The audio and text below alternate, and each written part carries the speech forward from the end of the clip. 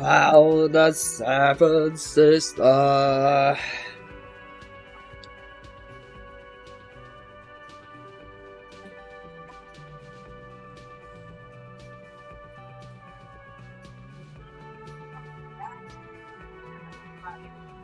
Hey. Psst. Hey. Psst. Hey, you. Ooh, me? Yes, you.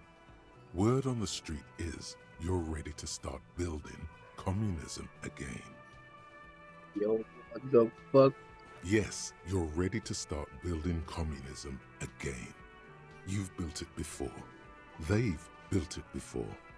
Hasn't really worked out yet. But neither has love. Should we just stop building love, too? So, what about all that communism you've promised to build? Word on the street is you've woken up from 1,000 years of Anjir, slumber, pro-komunisme promising lo. to erect a version of communism many times greater than any attempted before. Is that true? You keep saying things like, down with the bourgeoisie, eat the rich, sodomize the landowners, impale all people who have more than 25 real in their pocket, literally murder all human beings regardless of their political beliefs. That kind of stuff. Nope. I've said some left-wing things, but none of those. Oh yes, the mask of ambivalence. Don't deny it. You're about to rip it off and reveal the monstrous seven-eyed lamb of global communism that would devour and masticate mankind. Everyone can see that. So tell me, do you have any questions before we fire up the big communism builder? Or do we get right down to it? Failure. It's about failure. Of course you do. You are failure. You are communism. Absolutely vanquished, beaten, curb-stomped, shat on. While everyone else is out partying, having a callous laugh, you will reverse the fortune of the workers of the world. You alone, against every living thing, against every human alive. 800 trillion real in the hands of an impossibly well-organized ruling class. Towering city blocks of bankmen who have the ears of prime ministers. Million-headed armies of nations and the love of your own mother. You against the atom, the charm and the spin, where the whole world failed. Matter failed to bend to human will. Human will failed to get out of bed and tie its laces. You alone, single-handedly, will rebuild the dreams of the working class. You are the last communist. Now get to work, comrade. Oh yeah, Get the firing squads and the animal wagons ready.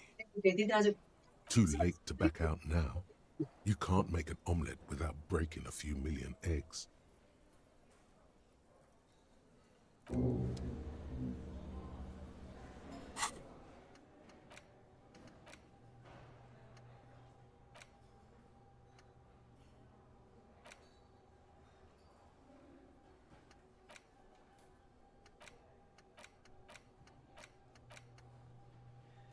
The Jamrock Shuffle gitu.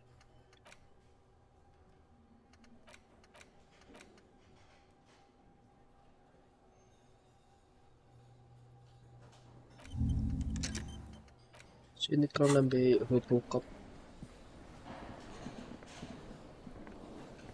Aku ada misi tambahan ternyata.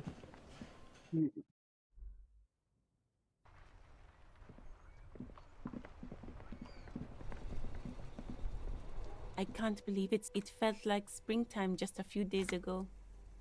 Me? She hides it well, but behind the sweat and dirt there is something else in her rigid posture. Is there? The quickness of the reply certainly does not prove you wrong. I am working. I have a greenhouse in the yard there. There's discomfort. She stops mid-sentence. What? Well, as you already know, there's a corpse there. Don't worry, miss. We are... Thank you. My head is about to explode from all the salts I've had to inhale. Salts? Ammonium salts. Perhaps useful for later.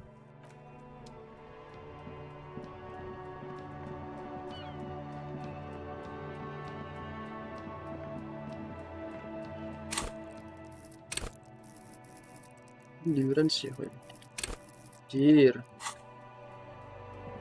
Sangat-sangat big top.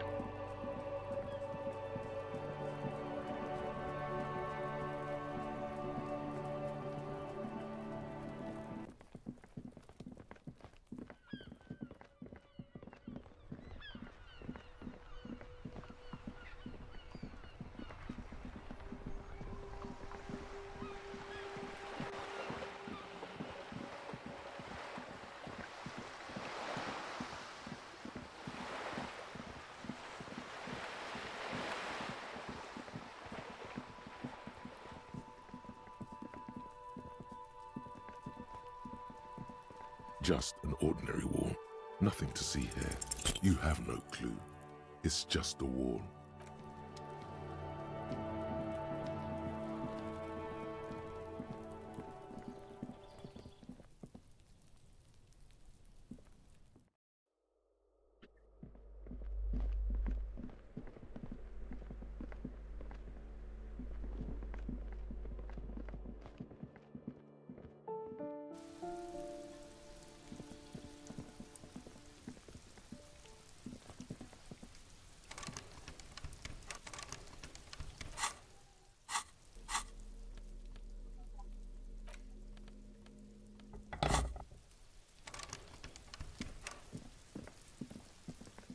Oleh pagi ya. This door is made of metal and appears to be reinforced. Someone here really values their security. Number 28. This is where the cleaning lady said the smoker on the balcony lives. Let's see if anyone's home. Knock on the door. No one answers. Looks like the young man we are looking for isn't home.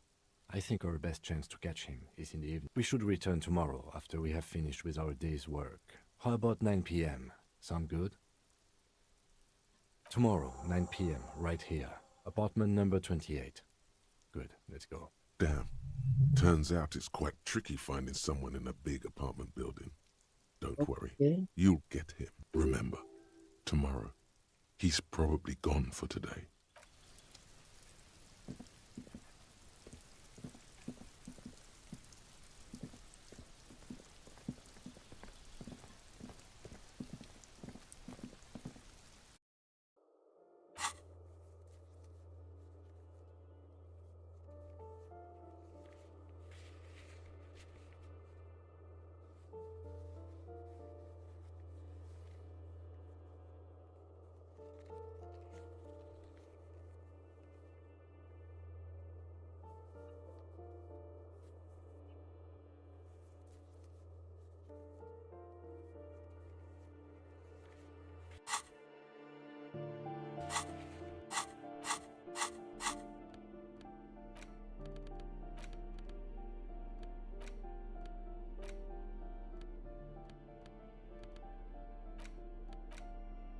It's the ledger you found in the trash, a cabbage of papers hanging from the board, with the permeables drawer inside.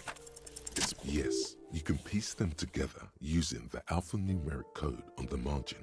It always begins with HDB41, then date of initialization and time of arrival on the scene, followed by the title.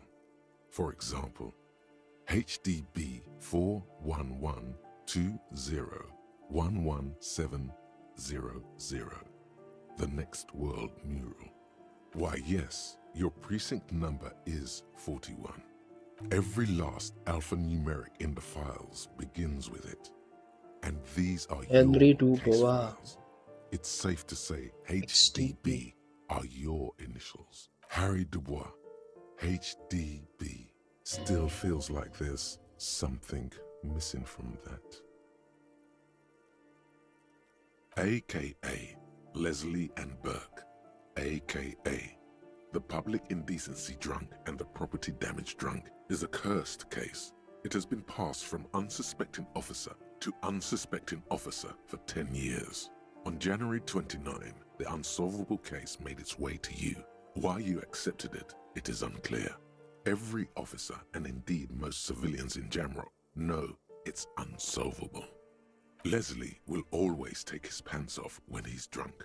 Burke will always trash everything. It's just what they do. It is their nature.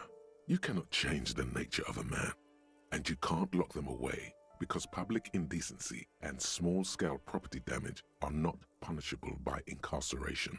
The only way for Leslie to stop flashing his genitals to bypassers and for Burke to stop dismantling signage and rear-view mirrors would be for them to stop drinking alcohol, which in their 40s or 50s, it's hard to tell because of their distorted features, is a medical improbability on par with you ceasing to produce the expression. You would think that, but you're wrong. Where's the fun in exposing your genitals or breaking stuff in your own home? No, Leslie and Burke are on the corner of Main Street and Petition because that's where the action susunya jam is. berapa? 8 apa Can jam you 7? keep Lu kan ke yourself bawah deh ya. off the streets? Threatening fines, dragging them to the station, locking them up Sampai to jembatan the sik mati hellholes lampu they yo. live in, locking them up in the station, hypnotherapy, even trying to get the local gang of Zemiaki to take them out. The Zemiaki gave them ethanol, so Burke and Leslie would expose and rampage even harder. You tried it all, and still the complaints wouldn't stop, as they hadn't stopped for 10 years. It's plain to see from the files that you, Satellite Officer JV, and Special Consultant TH had more important cases to attend to.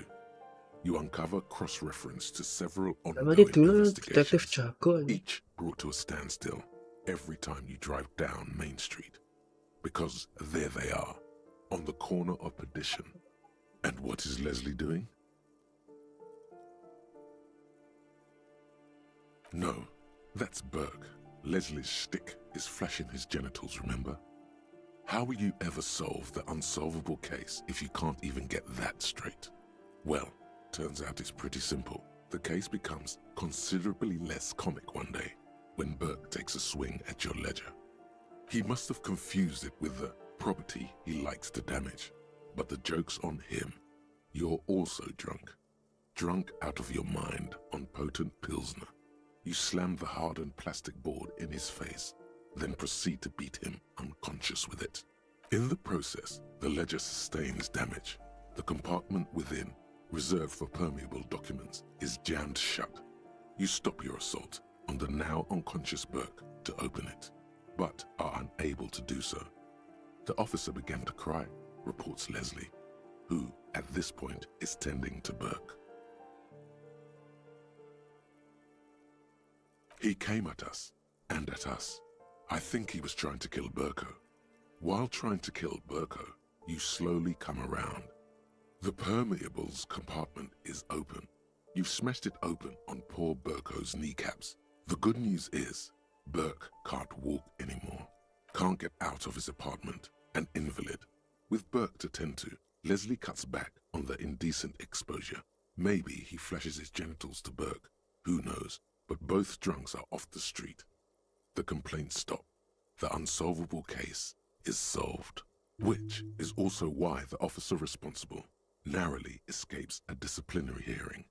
The end. Do you want to read another one? This one is relatively easy to reconstruct. Overnight on 1202, a graffito, nay, a mural, appears on an 8-story tenement overlooking central Jamrock. The building is a sparsely inhabited ghost tower, part of a failed real estate development called Grand Coudon.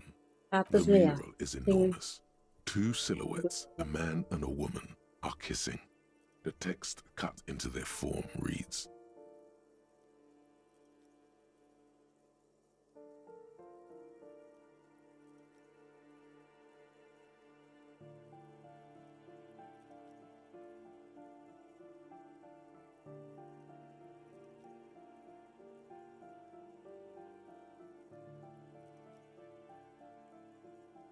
true love is possible only in the next world. For new people, it is too late for us. Wreak havoc on the middle class. People call it that thing and that fucking thing. It's visible for miles.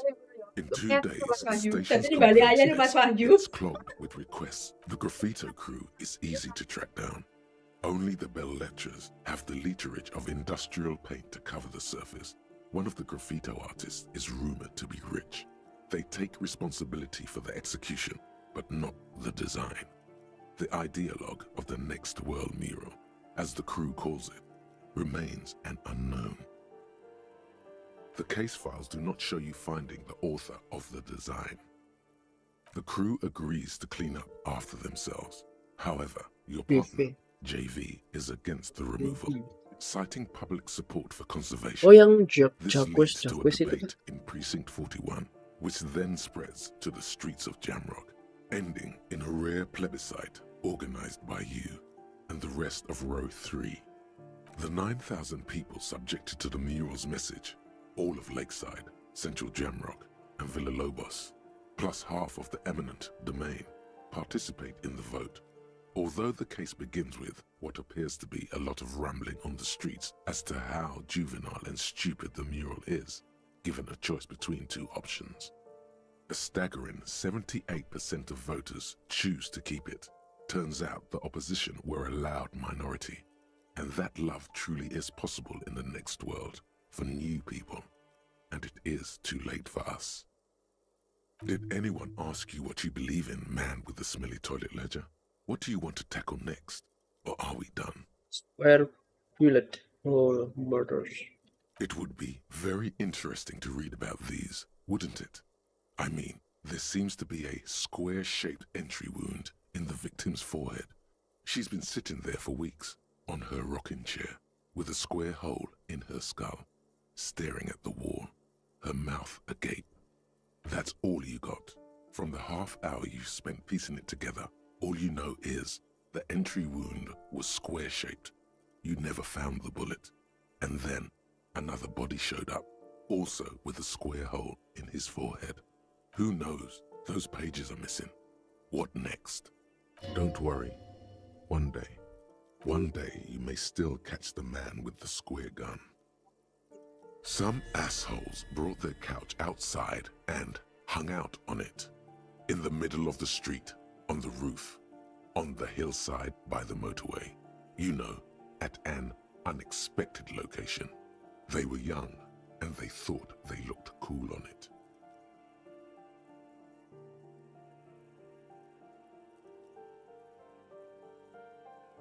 Insufferable dicks. Young people are the worst. So anyway, you got a complaint about the damn sofa, or couch, or whatever it is. They were leaving it out in all these unexpected and whimsical locations. They took it to where they also took photos of themselves on it, and smoked cigarettes, and drank coffee because they felt it's intellectual. Cigarette butts, coffee cups, stupid couch. You had to clean it all up, and you did. So congratulations to you. Case solved. No, you didn't have time for that. These notes show that you have what is called a real goddamn job. You don't have time to be chasing down the couch assholes. You have a real job to do. What next? Murder. Tum Tum Tum at the hookah parlor was a case originally assigned to an officer called Joseph Mills, who is now dead, of circumstances completely unconnected to murder at the hookah parlor. Beaten to death by a throng of Villalobos gang members when him and his partner JM, only initials mentioned, answered a call one night. AVGM. It's a sad story, and it isn't really represented in your case files. Stop stalling and get to the murder at the hookah parlor. Joseph Mills was on this case that he just couldn't solve, was doing it solo, said it was a real nutcracker, a real brain twister, was on it for, like, a month. The captain got impatient. Shit or get off the pot, Mills. Mills didn't get off the pot. Not yet. He kept at it for a couple of weeks more, racking his brains, running with every theory as outlandish as they seemed. Still couldn't solve the murder at the hookah parlor. Tough case, he said. Toughest he's ever had. No, he was awful. Awful sense of humor, too. The worst jokes you've ever heard. Really rapey. Still, he'd been on it for months now. Said it was the final case. Said it was uncrackable. That murderer vanished into thin air. That goddamn hookah parlor was all he talked about. Okay, so the case is handed to you because Mills isn't getting anywhere, and you look into it. Here's the setup. A young man is found dead in a hookah parlor. You know, those places where you go and smoke bubblegum-flavored vapor all day. No, it's soot and water vapor. It doesn't do anything. Yeah, so anyway, young man in his 20s found with his skull busted open, right on the floor of the hookah parlor, in the middle of the day. No one else is in there, only client that day. In perfect health too. Some kind of movie producer. No one enters, no one exits. He's just sucking on his watermelon hookah all morning, all noon, like he usually does. He's a regular. No calls, nothing, just sucking on the hookah until 15:45. Then bam, he's dead on the floor with his skull busted open, blood everywhere. What happened? How can it be? Mills has no idea. Invisible assassin, movie deal gone sour. Girl at the counter did it. Nothing fits. Eerie. Man just dropped dead. So you go to the parlor. You see cushions around the table. Tables low, heavy, really sharp edge. See? You can't even read the thing without solving it. Yeah, it was that. Turns out hookah does do something. It turns off your brain's oxygen supply, and you don't notice it until you get up to go to the bathroom. Overdosis? Yeah, he liked his hookah. Stephen was his name. Smoking hookah. Didn't you hear? I don't know. Trying to come up with a movie script, maybe. Anyway, that was murder at the hookah parlor. Joseph Mills wasn't a good detective, and about 30 minutes has passed piecing it together. Next. Not much has changed in the meanwhile. A bunch of sodden papers still sags from the clipboard.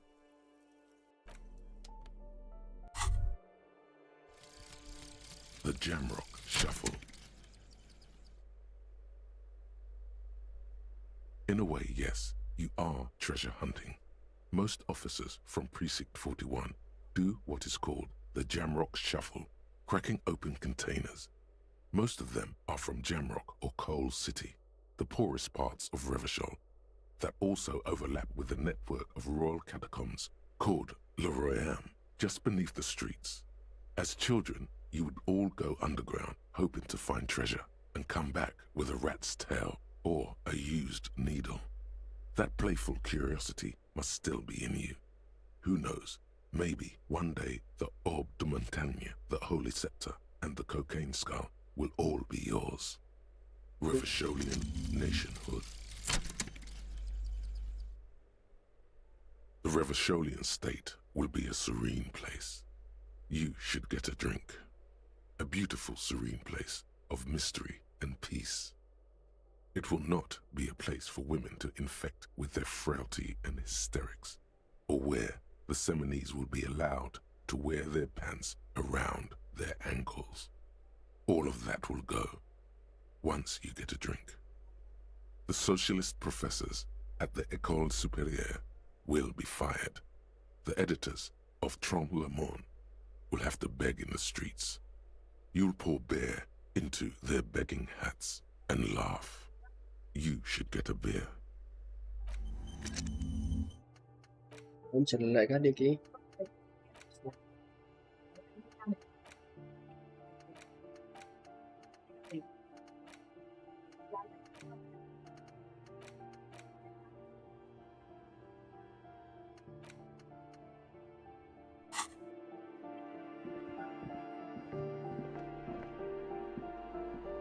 We should think about calling it a day, maybe.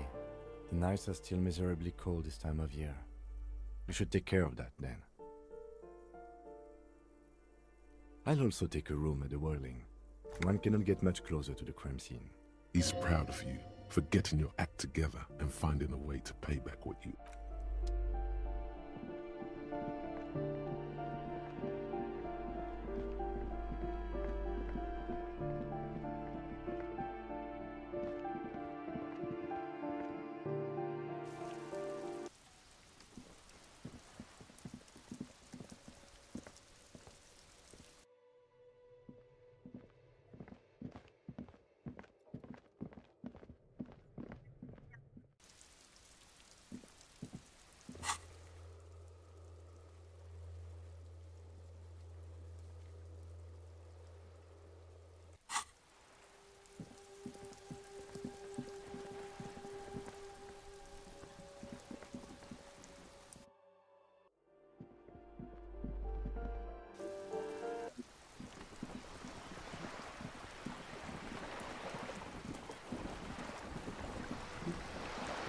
You're back. Good. What can I help you with at this late hour? Matter of fact, I don't. I have a medical condition of my own. Nothing unusual, though. I'm old, you see. Thank you. I do what I can to remain presentable. Now, ask me some questions. It'll help us pass the night. I am sorry. It just doesn't come... Surprisingly eloquent, really. The last one, not the first three. Those are ape speak. My. Why'd you say that? That's garbage. You're a police officer. Shall we talk about something else, maybe? Why, yes I am. The boat? No. It is called Cordelati 19 because that's the type of sloop it is. It's a pleasure craft, a 19-pacer. It also happens to be rated for Category 1 racing. Though these days I mainly use it for business. My sloop? I like it a lot. It's the eel's hips, baby. I'm enjoying this part of the interview. It has so little to do with the murder we're investigating. I really do, the lieutenant thinks. Is she thrown off yet? He's looking at the woman, assessing her. Of course there are. We're on an archipelago. How else are you supposed to get around? Yes, we are. Hello, We are on Le Caillou. We are. And the city of Revachol is on the island of Le Caillou. I haven't seen anyone else drive a souped-up Capri Kenema motor carriage either. Actually, that motor carriage has been specially issued to serve as a patrol and pursuit vehicle. It's for crossing long distances in the greater Revachol industrial harbor. It's not a toy. Neither is this. A toy, I mean. It's a machine for crossing long distances in the Bay of Revachol, between the city and the islands. Good. More lessons in basic reality? My favorite part of the day. Go ahead, ask me anything. What I am not is a basic term of reality. Everyone wants to talk about themselves. She will, in time. Glad to have been of assistance.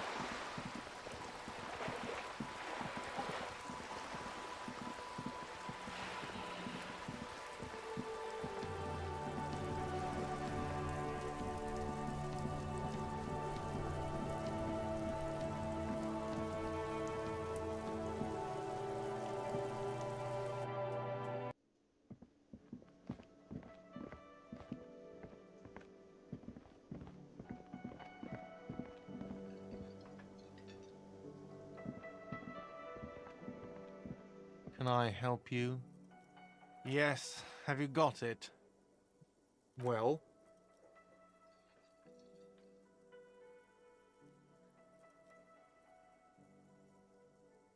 Great. Thank you, officer. That's all I wanted. Payment for services rendered. If you continue to stay here, I just ask that you please pay your nightly bill in advance starting tomorrow. He's not sorry about his behavior for your sake.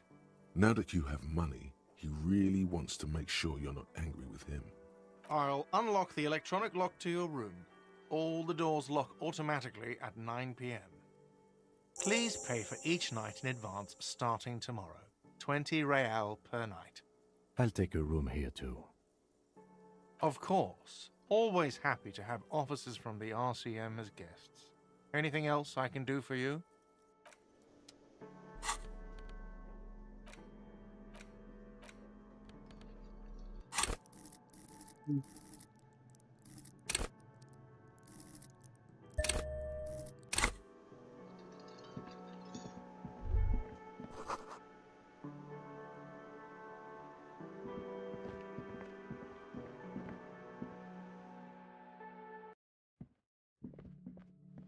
The door is closed.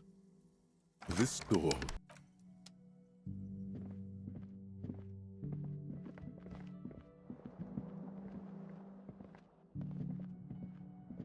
This is the door to the room you redecorated. Just a moment. We should talk about our progress on the investigation. Let's go out to the balcony.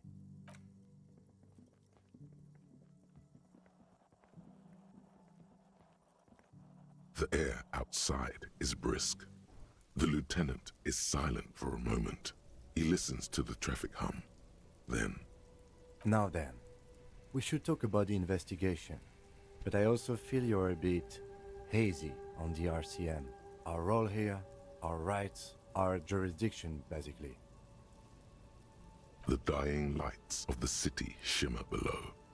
Slowly, like luminous clouds, they pass on his lenses. The lieutenant looks at his slim cigarette, contemplating the next drag. This soldier is the highlight of the day for me, he thinks. This little stick right here. They really don't like us here. And the mouth on that kid, Kuno. It's different in land, in Jamrock, in the GRIH. It's our fault for leaving this place to the dogs, to the Union, to the company, not daring to come here more often. This place has fallen between the cracks, the jurisdictions of our two precincts. We run this city. West of the river is RCM land.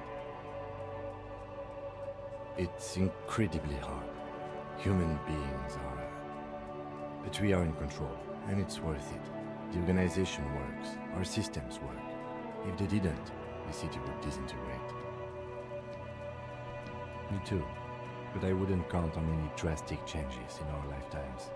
He is very tired, but the dark circles under his eyes make him look younger, not older. Well, we didn't even look at the body. And there's still much to do at the crime scene too. We didn't search it thoroughly enough. He would have put all of this more harshly, but he doesn't want you to feel completely discouraged.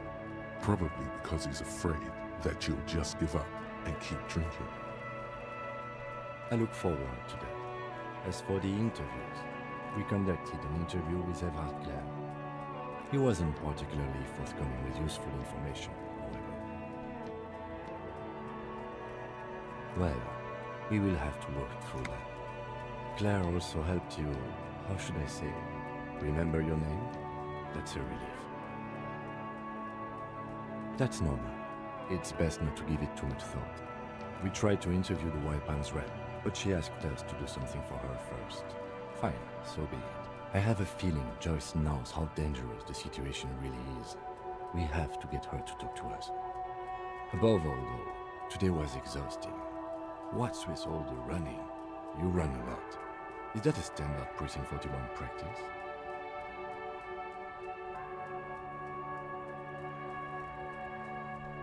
It's impressive, to say the least. For a man your age, especially. Aminagos.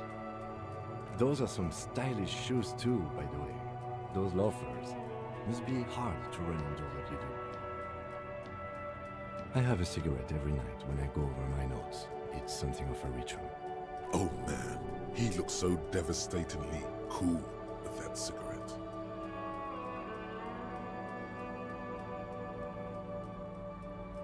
I apologize, but I only brought one with me. I have exactly one cigarette every night while going over my notes. You mean this? This isn't cool. It's an unnecessary trial of will and unhealthy.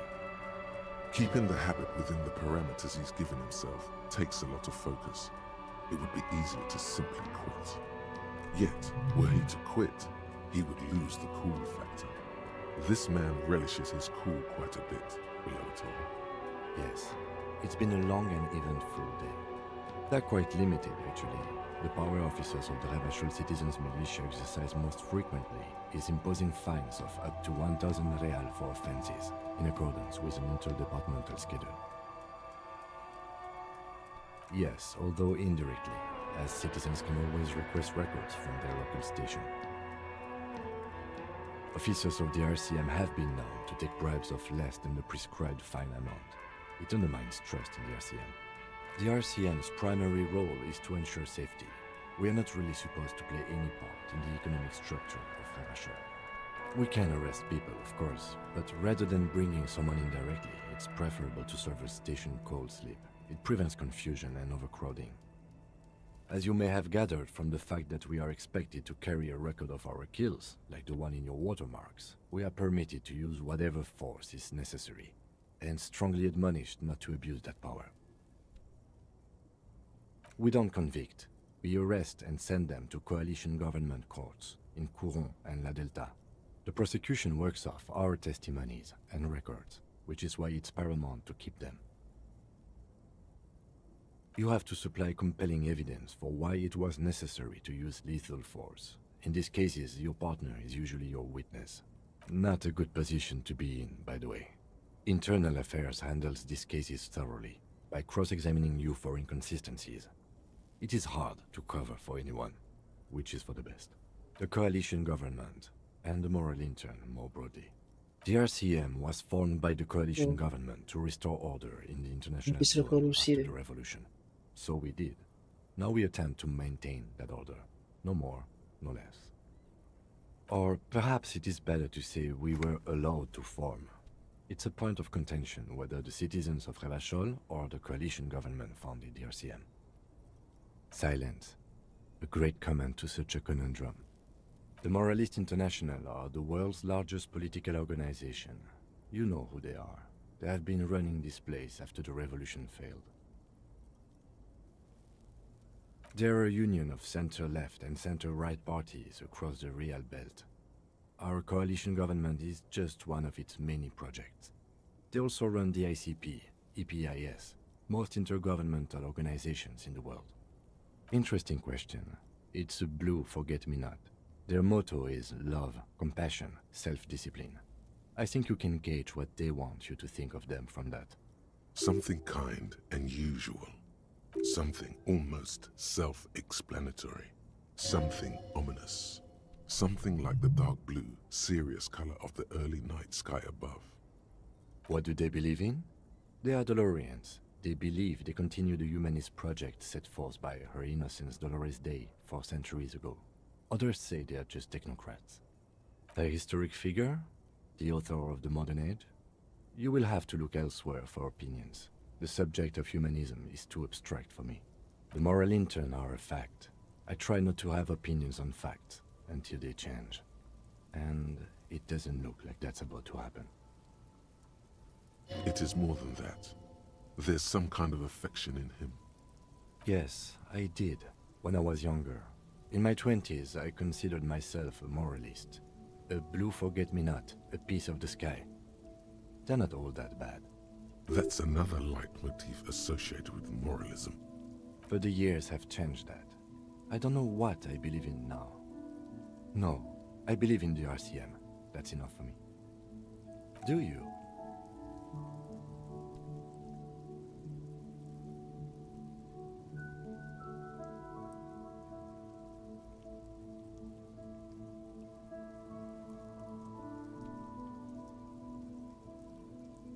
In fact, we would need them even if you didn't think that way. We are in what is called the twilight of international law. The laws we claim to enforce come from the MI. Without them, we are simply vigilantes. Then you will adore Martinez. For many of these people, the Union especially, vigilantes is precisely what we are. Personally, I don't enjoy it much.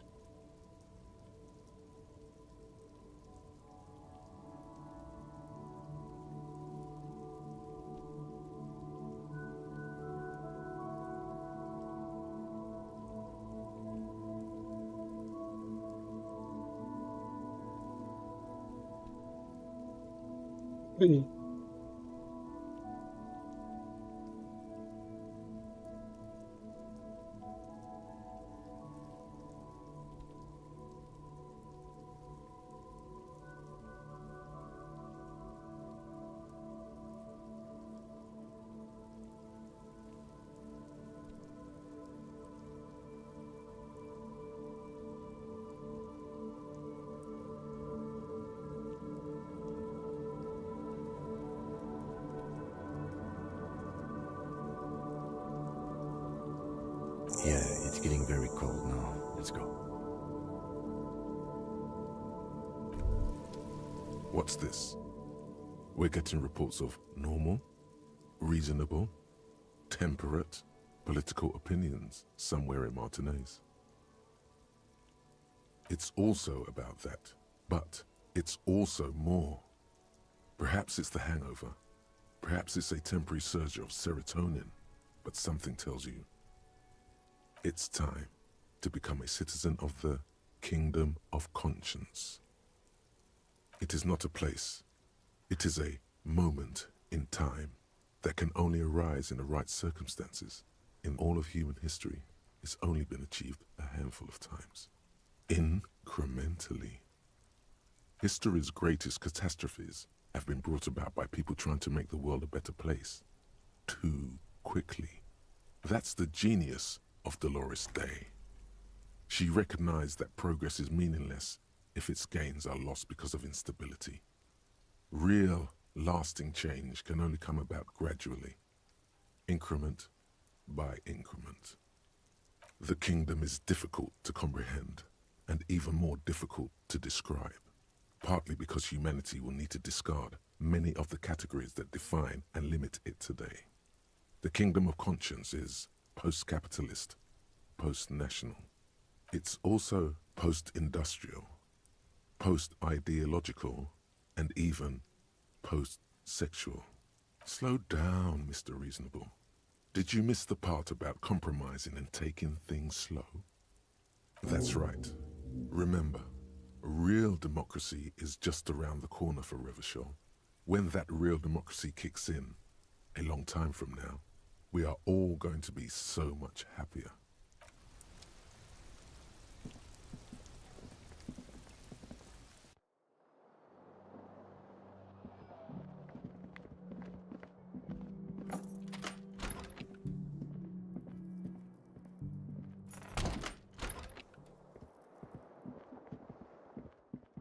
The bed is cold and not particular.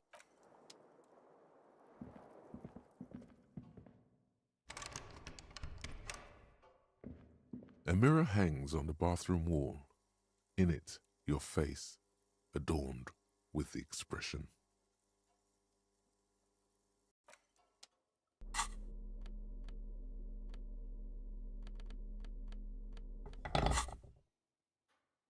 A mirror hangs on the bathroom wall. The faucet is quite terribly mangled, but you just might be able to twist its parts into place. You handle the chain cutters deftly, applying just enough pressure. The faucet regains a recognizable shape. The steam stops. Told you that you needed those chain cutters. Everything is connected. Everything has a purpose. The mirror begins to clear slowly without you having to wipe it.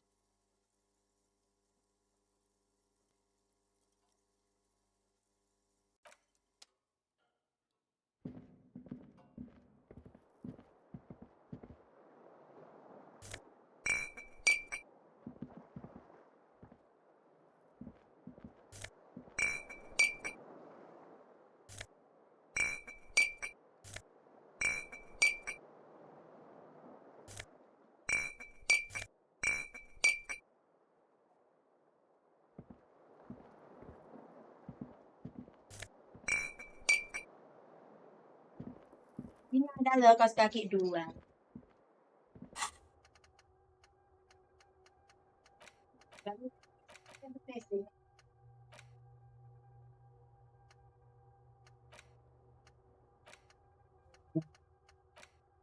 Apa?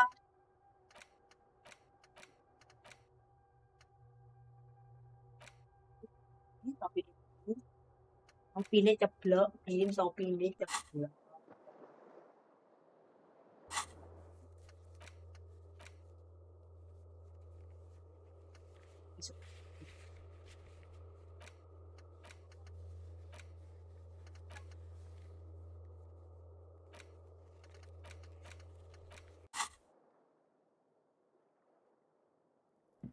The fan stands still.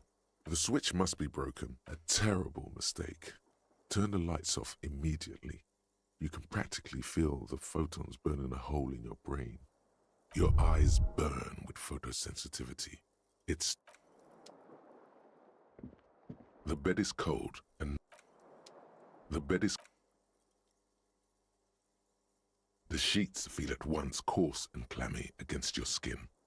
The bed sags beneath your weight as you stretch out and finally close your eyes. And then sleep doesn't come. Maybe it's the bed's fault. It barely covers your toes, stretching over your soft belly.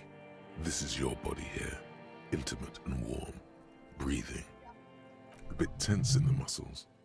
Relax. Under your thrumming eyelids, you Makanya see cucian this array dewe. of colors. You won't get off this carousel quite so easily. Its synthetic filling has separated into hard lumps. The pillowcase smells oddly. Smells of alcohol and sweat and grease. It's a little better. Colors, scenes, and half-formed phrases still litter your mind. Part of you is still trying to solve the case, isn't it? Your breathing steadies. A great silence washes over you until your eyelids twitch in your sleep and images start forming.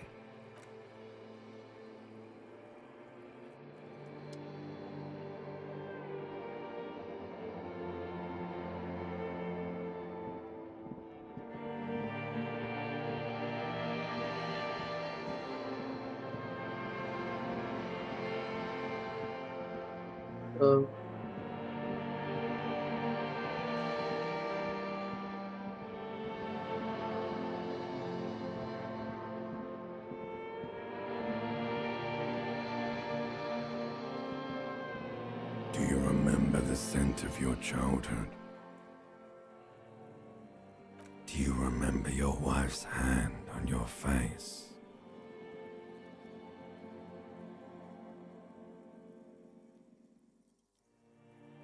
That's right, funky baby. And you just stood there. One hand on the bottle and the other on your dick. Watching her go. Let it all be dragged away from you.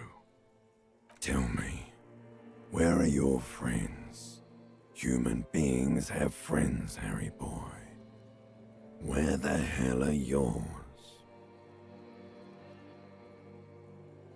No, it's gone. 3 times gone and never coming back. You failed. You failed me. You failed Elysium. Everything. The pale and the useless. On the surface. The outer magnetosphere. Burning, furious truth. 8,000 years of written history. You really dropped the ball, Harry. 4.6 billion people. And you failed every single one of them. You really fucked up. No, you haven't. You're just sleep talking. And the act is wearing thin, too. The spots on the disco ball fade around you. You'll be back in those cold snakeskins in no time, sweating up the bed. Stinky boy. You're not coming back from shit, thrashing around in that high conductivity state of yours, bumping into things and acting like a clown. Who are you kidding? Your mind is what now? I can't hear you. The rest is just a word dream. Jumbled up garbage. The pictures are gone. The bed rises to meet you. A thin, sleep-like state. More glass than velvet grinding in your head. So something is wrong. Sleep shouldn't be this bad, this dry, this unnourishing. There's something wrong with your thoughts. Some kind of new type of hangover. Oh yes, party boy, and it's worse than the one before. Just think of the shit you saw. Here it comes too, so soon already. A silent alarm goes off in your head like clockwork, barely let you sleep at all. Time to get those clothes on, Harry. Time to go to work in the shit factory.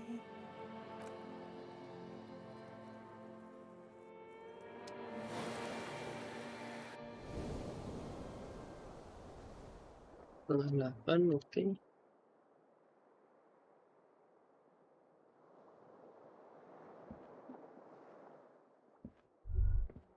Good going, buddy. Really? Because you feel even worse this morning than you did last night. You mean, why are you so tired? Too tired and down to even think? It is worrying, isn't it? You can't be a detective like this. Detectives need to be able to think. It's just that your heart has finally pumped all the speed out of your system, Buster. Time to get some more. Don't do that. Stay strong. The hangover will wear off. You don't need to keep doing this to yourself. Are you sure? Ready to live as this pathetic shell of yourself for days? Basically, a week? Let's be honest, 2 weeks, maybe 3. You won't make it. Half the town will be dead by then. You will be fired. Suit yourself, slow, sad shell man. See how you do without your spark.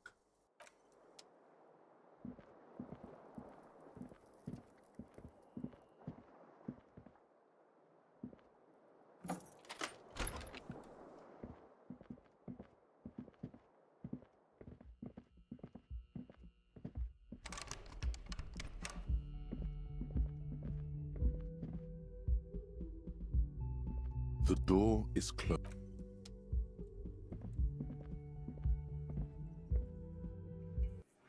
Nah, ini udah buka.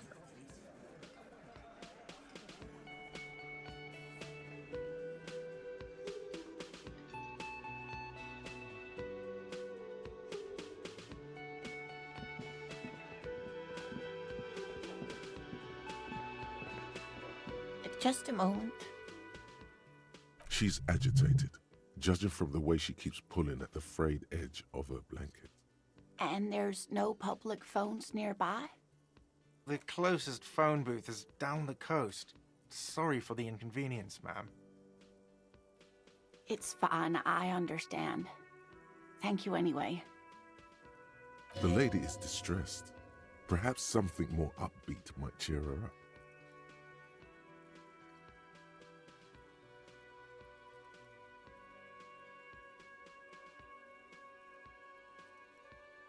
Please don't trouble yourself about me, sweetie.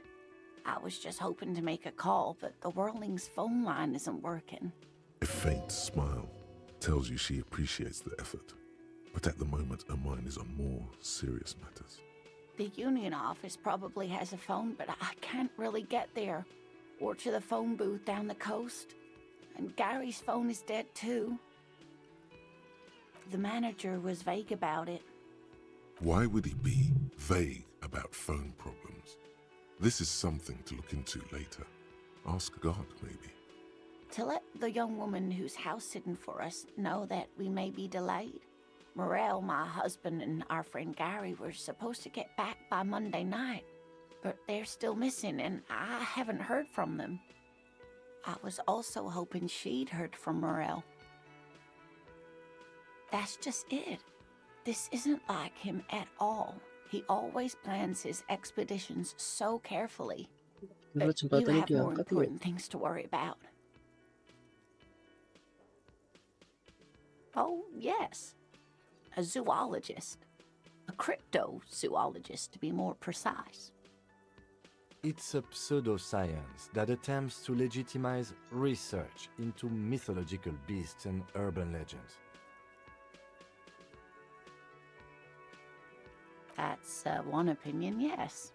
And people are entitled to their opinions. She's used to playing off such insults casually, but they still affect her. My apologies, ma'am. I did not mean to undermine your hobby. It's not a hobby, dear.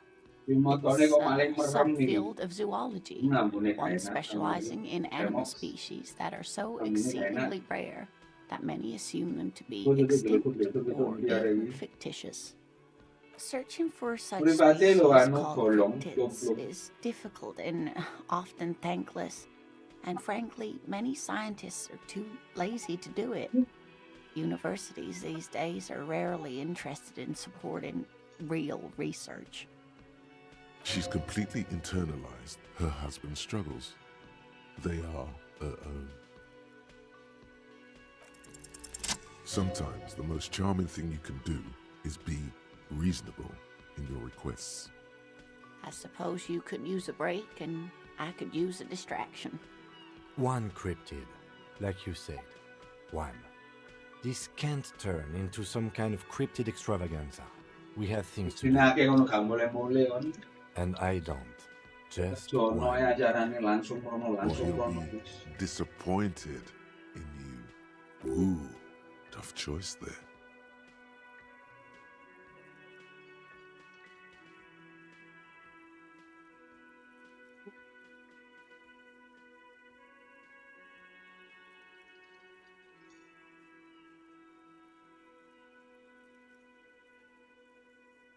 What an interesting question. And the answer is yes, there are. Of course.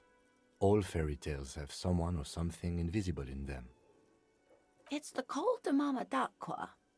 Its name means thin whisper of sound, and that's precisely what it is. Self-replicating sound waves, invisible and intangible.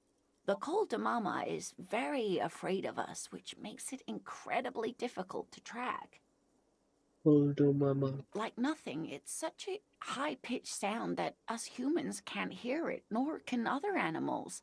It could be ringing right outside your window and you wouldn't even know it. Could be anywhere. Everywhere, even. Fine, I'll bite. How can an animal be a sound? Many scientists have asked the same question. Some have claimed that it isn't itself a sound, but a tiny corpuscle that emits sound waves. But there's no evidence to support this theory. It could be. As I said, it could be everywhere.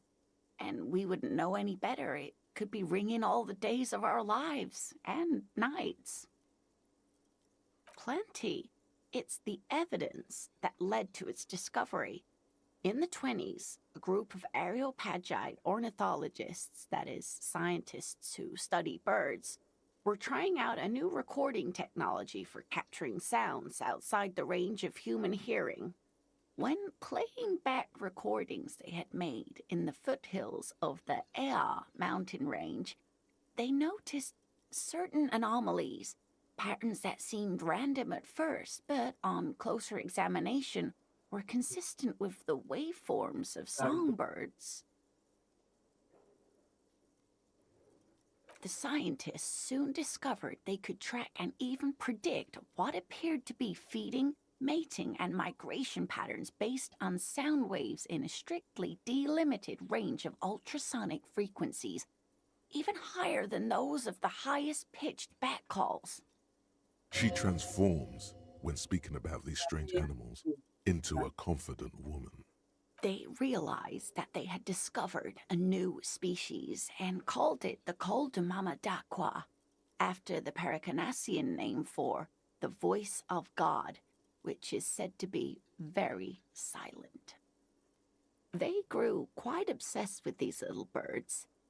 Even though they couldn't see them, they could distinguish among individual birds and even began to name some of them. Sequester, Time, Joscan, those are but some of the Mamadakwa they followed individually. That is a sad story. A group of university students assisting with the field work in their enthusiasm for the project, and no doubt because they were preoccupied with impressing their professors, nearly drove it to extinction. They tried to communicate with it and had no other means but sound. So they started sending out sound waves at frequencies they thought might match the Mamadakwas. And what happens when a sound wave meets another sound wave of the same frequency, dear? This lady really should be a teacher. She's really good at the explaining things thing. No, dear. They cancel each other out.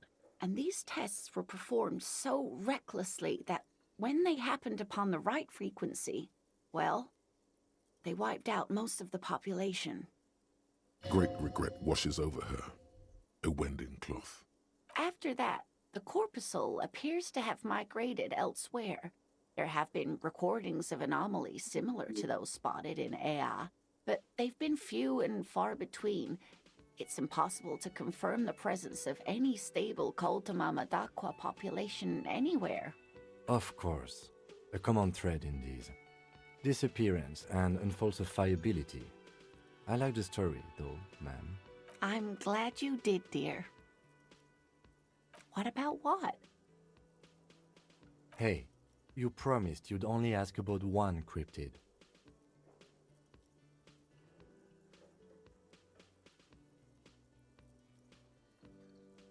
The lieutenant pauses, thoughtfully. Something in him breaks. Ah, fuck it. Let's have more cryptids. Well, the cryptid on your pen is the kind green ape, half war story, half undiscovered species in the genus Homo. Yes, it was reported by soldiers in South Safra during the war. The kind green ape would visit bunkers during the night, healing wounded soldiers with its saliva. Indeed, there is. It's our closest relative among the cryptids. Same taxonomic family, different genus. Which is to say, the kind green ape is a species with which we share a common ancestor and that evolved parallel to our own, just like your partners.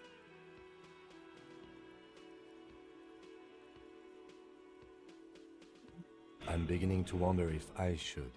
Jadi saya ada plastik tu loh, cung-cung tu loh. Dia kopi ni. Please don't misunderstand me, either of you. I didn't mean to imply that Saolites are inferior to us. In many ways, you are superior. For example, your earwax doesn't have a foul odor like ours does. A tremendous evolutionary advantage, I'm sure. But perhaps we've had enough speculative biology for today? That would be the giant of Kokonur.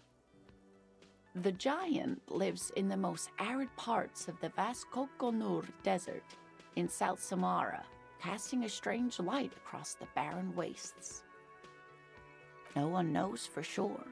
It is like an awful mountain appearing from below the horizon and expanding to cover almost a third of your field of vision.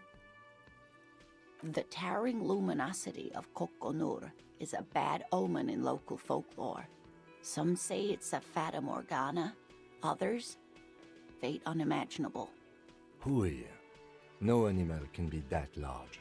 It's a mirage. That's what makes it so peculiar. A species surviving at the very limits of scientific law. The giant of Kokonur must be the largest animal the planet can support. There are limits, you see, to how large a metabolism an ecosystem can beget. Some say a gravity anomaly below the Kokonur desert might allow the creature to grow to these gargantuan sizes. Great. This is great shit. You need more. Gravity anomaly.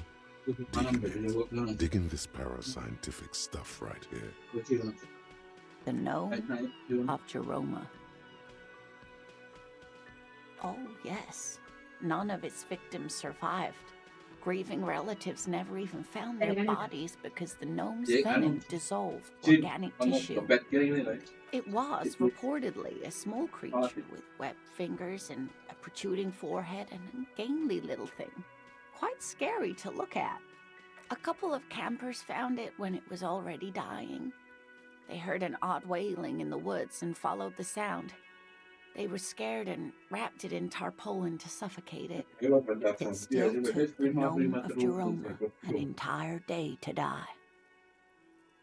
If the body of the creature was found, why aren't there detailed illustrations of it in science textbooks, confirming the existence of this very little species? Alas, the first scientist who got his hands on the creature's corpse put it in a jar of formaldehyde, thinking that would detoxify the gnome's venom. Instead, all the venom leaked out of the creature's teeth and into the surrounding liquid, dissolving the creature itself.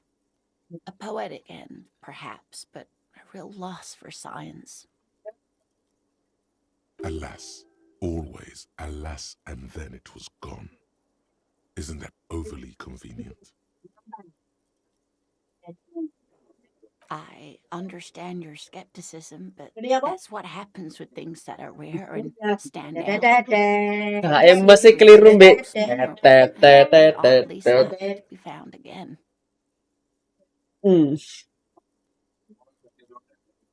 Cryobacter catlensis. Tadi Pink Panther. Ya kok detektif pisan kan? Yes, Detektif a unicellular Prancis bacterium yuk. that was discovered in one of the northernmost points of Kecewa on the Boreal Plateau by renowned geologist Caitlin Mijanou some 70 years ago. The bacterial colony Mijanou found had remained alive while frozen in ice for longer than anyone could reliably estimate, certainly from before recorded history. Mijanou disappeared shortly after injecting herself with the bacteria she had brought back to study, no doubt in hopes of prolonging her own life.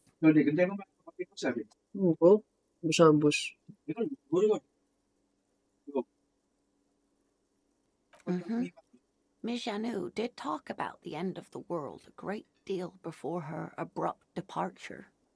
Everyone thought the bacteria had driven her mad, but she really was a brilliant woman. Maybe the Cryobacter catlensis allowed her to see something no one else could. I'm glad you like them, but I'm not really one to tell you about all of them. You should ask my husband if you get the chance. He's the real expert. Just some field work, sweetie. Morel is a highly trained scientist. He and his assistant Gary are studying an extremely rare species of insect. But they should have returned by now. They were just going down the coast across the waterlock to set a few traps. He said they'd be back on Monday. What could be keeping them?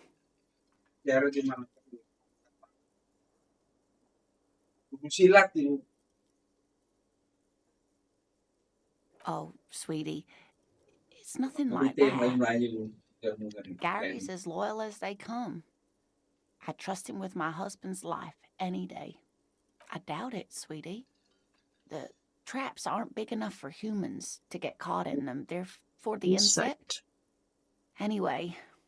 Do it. Find him. This will surely lead to a mystery with that extremely rare insect. Yes, please. Some science fiction is exactly what's needed right now. Spice up that vanilla murder investigation. Are you sure we have time to go chasing after bug hunters just now? I did suggest we play it cool, but...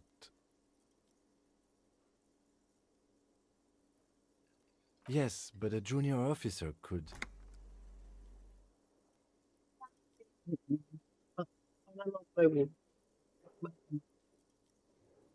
Fine. Our victim's already been dead more than a week. One more diversion won't change anything.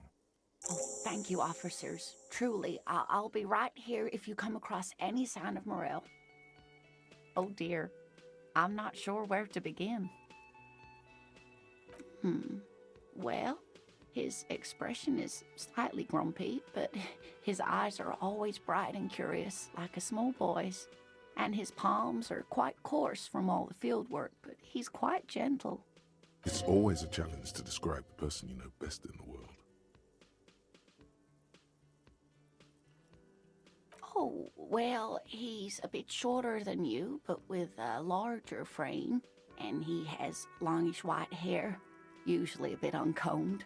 You might say wild, even. The lieutenant pulls out his notebook and begins jotting down the woman's description.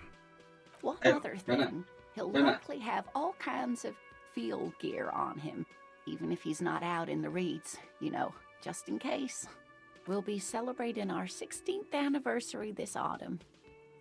Not the most numerically satisfying anniversary, but I like the less obvious milestones even more somehow. Via dating agency, I'm ashamed to say. I was looking to get back into the scene after recovering from my accident, and he'd just divorced. Hit it off, and, well, here we are.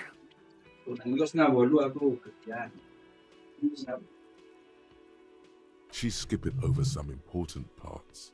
Perhaps you'll find out more later.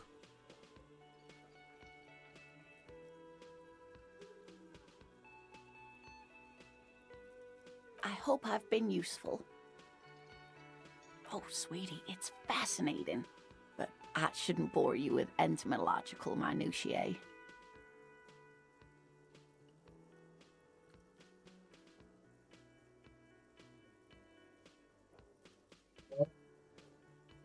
The lieutenant gives you a sideways glance.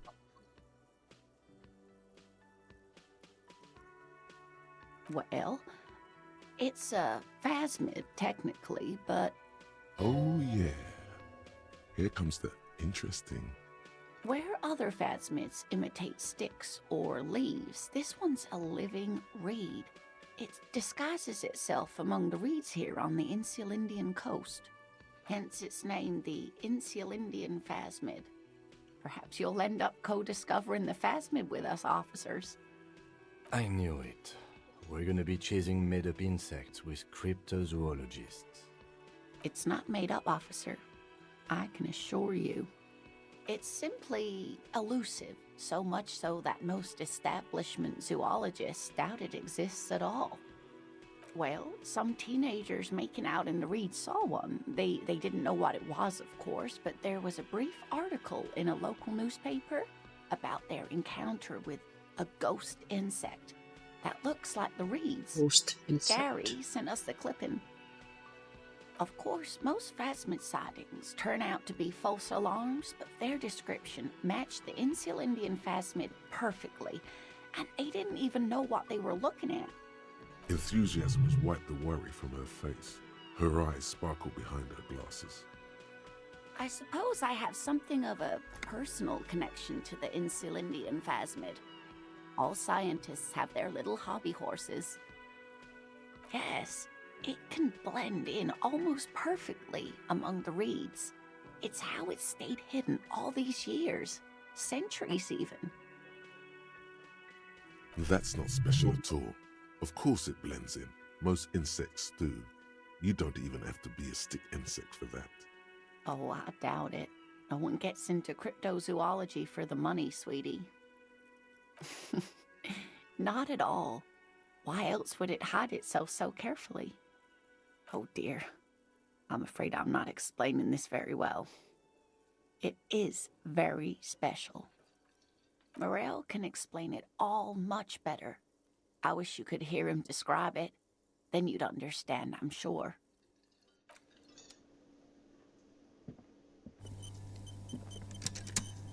Morning.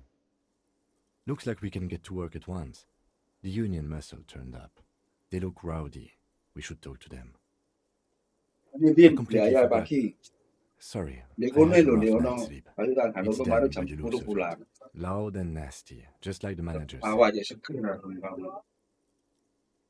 One loose thread less to worry about. And one big problem to replace it. I mean ungovernable. Martinez isn't exactly enthusiastic about the RCM being here. They prefer to be policed by the Union. These men here, men who drink beer for breakfast, there's talk of an armed wing of the Union called the Hardy Boys, who are responsible for state policing. I think it's them. A lot of things point to the Dock Workers Union. The circumstances in Martinez, my preliminary information... that's not a lot of things. We should have dug up more yesterday. Still, we need to talk to them, and it won't be easy. That would just escalate tensions. No captain would sign off on it. Solving one murder isn't worth a conflict between the RCM and the Debarders' Union. In fact, even the death of 2 detectives might not warrant an all-out war. So let's keep a cool head, okay? One more thing before we do. We don't have to talk to them immediately. We can walk right past them, continue with our business. Good. A power move. Purposefully concentrate on something else first. Yeah, streetwise. Zoom right past. Do it on your own terms. But aren't you curious to know what they have to say about the murder? They're in no hurry to leave. They think they own the place. Anyway, I leave that choice to you. Whatever you decide is fine by me. Can I help you? Wis di kono lho. Got the 20 real? Senengane kono lho, turu kono ya ke. Then why are you wasting Senengane lho.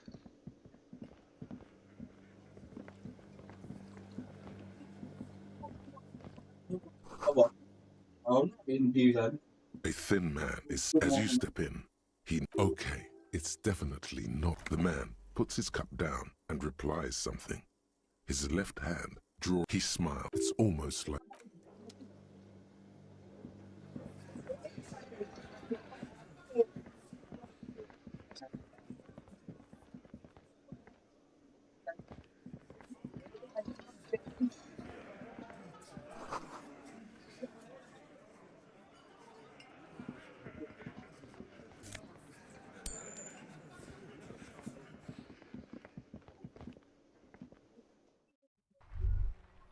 Was that? Could it be the Calder Mama Dakwa? No, it's probably just your imagination ringing in your ear. There seems to be an extremely high-pitched ring. Ultrasonic. Lena said it was very high-pitched, right? It's like something tickles your ear. Lena also said that it couldn't be heard by any other animal, including humans. What you're hearing must just be a regular bird. Honestly, your ear isn't hearing a whole lot. The distant hum of the industrial harbor, the traffic. But, admittedly, there is a high-pitched noise somewhere there too. But then, isn't there always? There it is again. You're about to rediscover a long-lost species. Yeah, but how are you going to catch it? It must be very close. Maybe, just maybe, it will come toward you. Keep still. It might perch on your shoulder. Oh no. The sound. It's moving away. Somewhere over there. Go after it. No. Too late. It's gone. Then keep your ears peeled, then. If the species really has migrated to Martinez, you're sure to hear it again.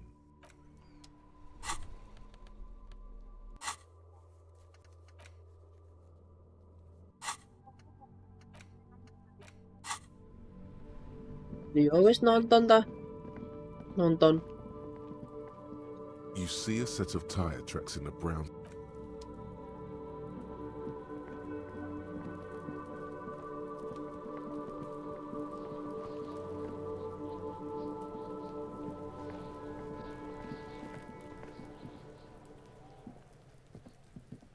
There he still is, looking right.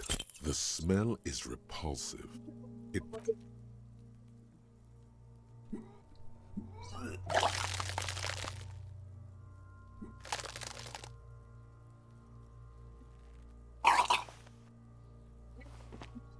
Too late. It's until a pool of vomit. The smell of Commodore Red rises from the... It's okay. Happens to everyone. The hangover is clearly making this worse for you. You could use some ammonia. That young woman, the gardener, mentioned if she doesn't have any, there might be some in the fridge store nearby.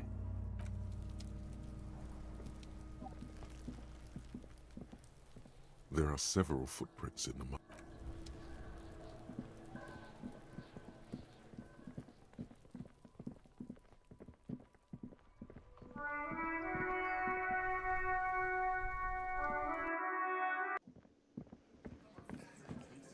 Let me handle this. Detective disorientated. Are you still wondering where you are? This is Martinez, in case you've forgotten. I advise you not to overstay your welcome. Yes, extremely normal. I'm not a gardener, by the way. I'm a legal counselor for the Dock Workers Union. So let's get to it. You're looking for Titus Hardy? You think he has information that will help you? Maybe he does. That's Titus. Talk to him. But know this. I'll be keeping an eye on you. No strong arming. Nothing official. The District of Martinez does not recognize your authority to make arrests. It doesn't matter if you recognize our authority. We will make an arrest if we have to. She says nothing. Her glare speaks for her. Could this be the Miss Beaufort that Easy Leo mentioned? The one Mr. Everard sent to law school? I suggest not wasting time on trivial pleasantries and focusing on why you are actually here. Titus Hardy. Even though she has excellent control over herself, something moved behind her eyes. In the way she stands. In her face. You caught her off guard. Push her some more. You are not here to chat up the legal counsel. You are here to question these men. You set the pace and the topic of these conversations here. Establish that.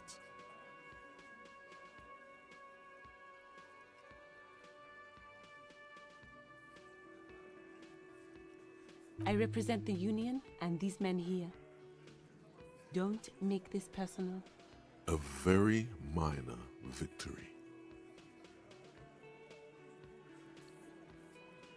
Like I already told you, I'm a legal counselor. Do you have hearing problems?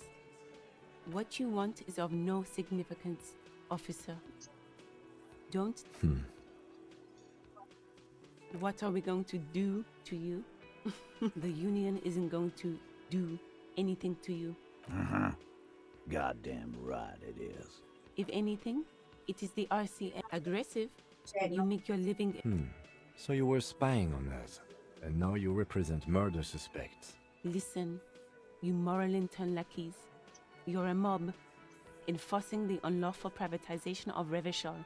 20 fat men in the Occident are stealing it all. Fuck yeah.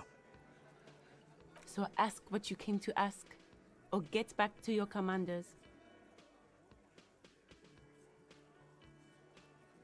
Look, a comedian. Do your job, ask your questions, then get out of Martinez. Strange. It's as if people don't believe a cop could be a socialist revolutionary.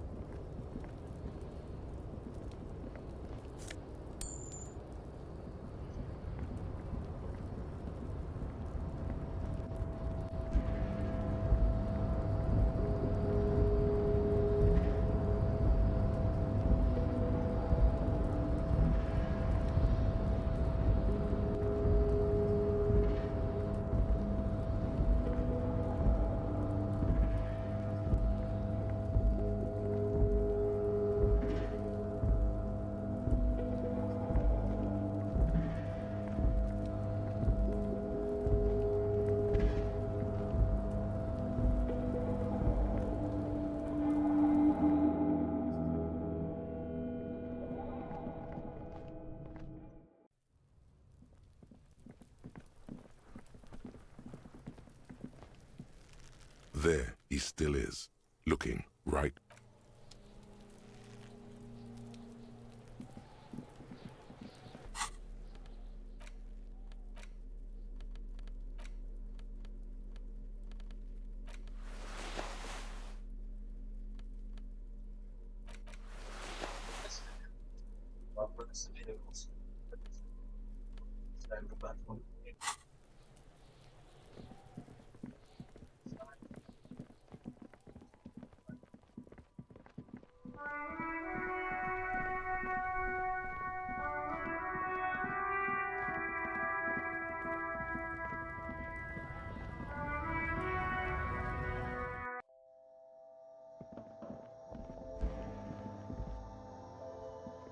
The tear machine stands. Your bottles clunk into them. You're 100%.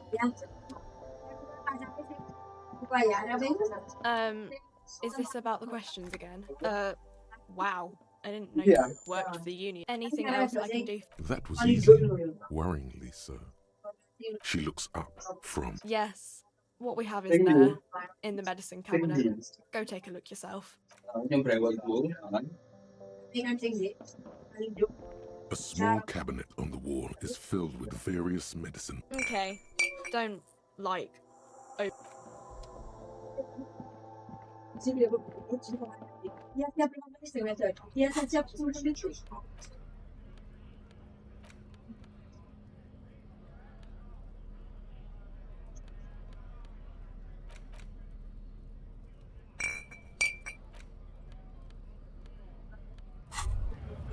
Well, hello. Someone seems to have found light reflects off the green glass. Wow, the gods of mass production have made this alcohol container laughably easy to open. A child could have done it. There's a satisfying pop as the cork jumps out, and the hair on your back rises like an army at attention. You've been here before. Welcome back, detective. You're home now. A golden sun melts down your throat. Its rays filling your nostrils with sunshine. Your stomach melts from it into a happy, gooey mess. So does your mind. All the bad things are melting. You're you again. A real cop. A real detective. Incredibly well done. From the void we came.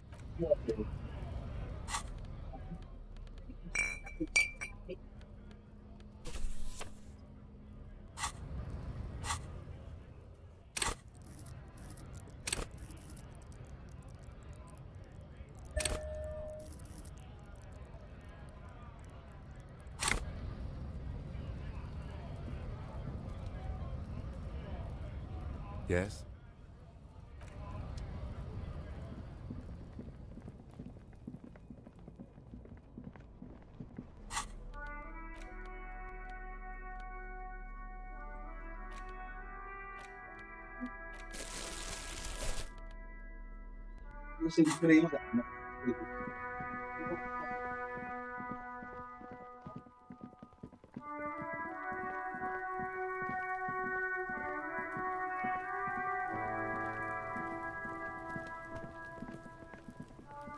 There he still is, looking right through you with his white eye. You crack open the ammonia ampoule and breathe in.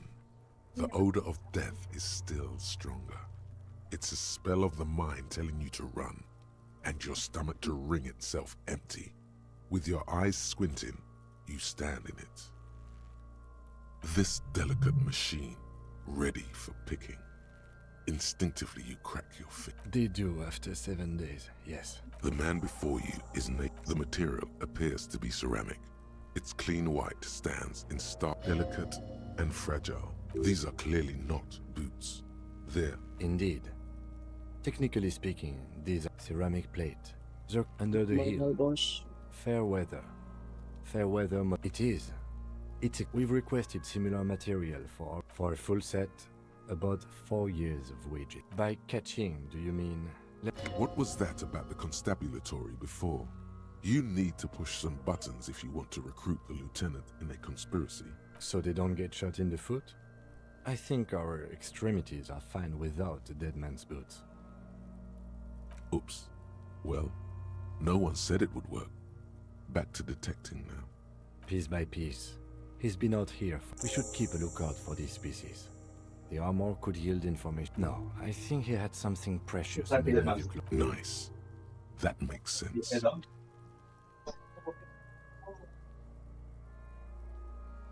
They usually hang them completely naked for that. We're talking about underpants. That's for us to find out. Mr. Gart implied he was security personnel for the... I agree. This equipment is way beyond what a gun... A small bell-like sound. It's anything but. This material is a kinetic... Faint, organic lines cover the plates where they separate like whirls of floorboards. The design looks organic, influenced by... If trees were made of porcelain, this is what their cross-sections would look like. The smooth, glossy surface fractures into ever more. The whirls are in the shape of a letter and number combination. E50, 100, serial number. 1000. Good. Can you read it to me? We have a make and a number. That's something. We can use the radio in my kinema when we're done. Either station can chase it for us. This feels dangerous. Are you sure? The sabatons dangle off the man's. The cadaver slowly twists. The hangman's knot is pulled tight. Industrial strength. The kind used for tying cargo to lorries. Yes, it looks like they use whatever was on hand, paying no attention. It's not merely polyester. This makes getting him down much more problematic than I had assumed. I'm still approaching this as a lynching, yes. No. You feel like it was something else. Yes, it often is. This bell worries me. A noose is one of those things that's easier to use one way around. That ladder can't carry a grown man. I didn't see any splintering either, did you? The cadaver hangs. An intricate web of blue lines stretches across the torso, from the right shoulder to the solar plexus. His corpse is marked by stars. Alcohol and heartbreak. Of no nation that I know of. If anything, it reminds me of religious illumination, last or penultimate century. I agree. He wears a wide leather belt around his... He takes a thin piece of milled aluminium from his coat pocket and... An instant color camera. This is the first time he openly acknowledges the kid's existence. I have only 2 ampoules, so nobody move. I don't want to waste one. A sound, a shrill flash, followed by the breaking of a small ampoule of glass. You see streams of color pour onto the thick, glossy piece of paper, rolling out. In case we need it. It contains insight to the victim's person. By his build, I'd say this was a man of physical violence. The story... Sure. Just don't lose it. The glassy-eyed corpse looks by, his mouth mute, and his skin, his eyes are milky white and blind to the world. These eyes used to be blue, dark brown hair. Underneath the curdled meat there is an expression, not carried on his features, but below. The victim is of Occidental descent. White. Why do you think so? Okay. I am less skeptic about this hunch, he thinks, than I... I'm gone. I'm a joke. Look at me. There is nothing funny about jokes either. A killer. A mother. Go ahead. Into the wild pale yonder. In the past. What do you mean? It's the power of your... imagination. Go ahead. Because you're a copperoonie. Here you go, you loony. Because you have... Fuck no. You're no room. No. You're not a Harry. Do I remind you of someone? There you go. Look at that bright kid. We're feeling nausea, vomiting, tenderness or pain around the liver area. Maybe I was getting my rocks off. It's a mishmash, Coppabolo. You think I'm Messinian, don't you? For you, this is how people from Messina speak like. No, my hair is too light a shade of brown. My eyebrows, too. Trust your inner racist. Yeah, well, he seems to think I'm also a racist, since I have tattoos and a military body build. It's called profiling. Do I look like an erotic auto-asphyxiation type to you, Captain Coppadromo? I fear we are... He didn't choke himself. You know it. Come back later, Coppo.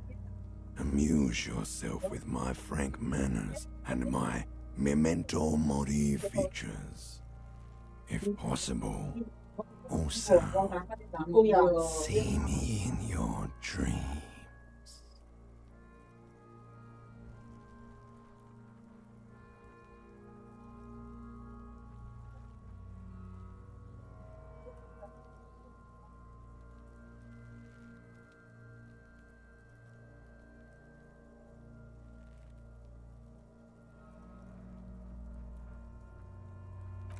As you narrow your eyes, the monster before you blurs into only the lower extremities are pink with a dash of blue. His fatted hands, thighs, and his neck, just above the noose. How should I know why you are squinting, officer? Oh. You are trying to assess lividity. The monster comes back into focus. An explosion of cups. So, what do you think?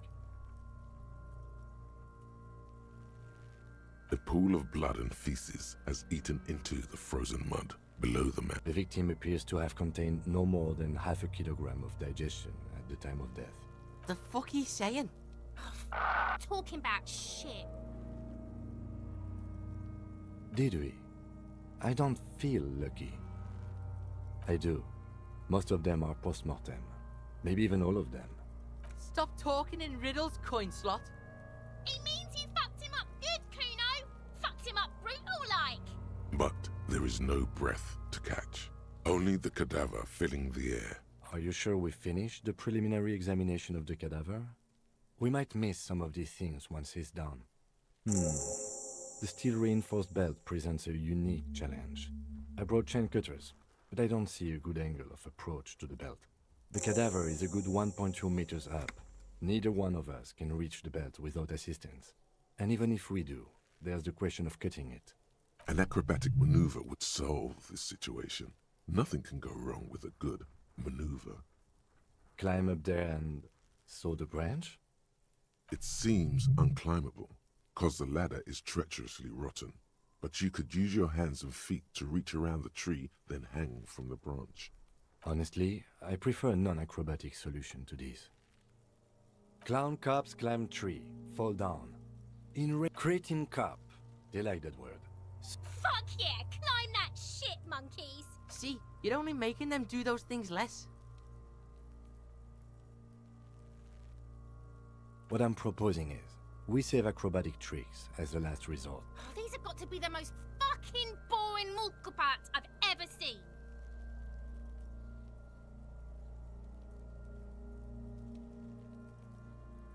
I have thought of that, yes. But the tire tracks would compromise the scene. Also, my MC has a sloped roof. It's a sports model. The roof is slippery. An all-around bad platform to stand on. He could come up with at least 4 more reasons why not to trample on the roof of his sports model motor carriage. Yes, I am attached to it. But it's also unsuitable. We can't bring a supercharged tractor through that tiny gap in the fence, then plow the scene with it, then fall off the roof. It sounds fucking hilarious. Do it. Fucking get on top of it and dance, faggoty. How about I take you, piggyback? The fuck are these pigs talking about? Oh, they're bank or something. Oh, it's fucking boring, Kuno. Wish they'd fuck already. I wasn't actually implying I would. It's a fucking hilarious idea.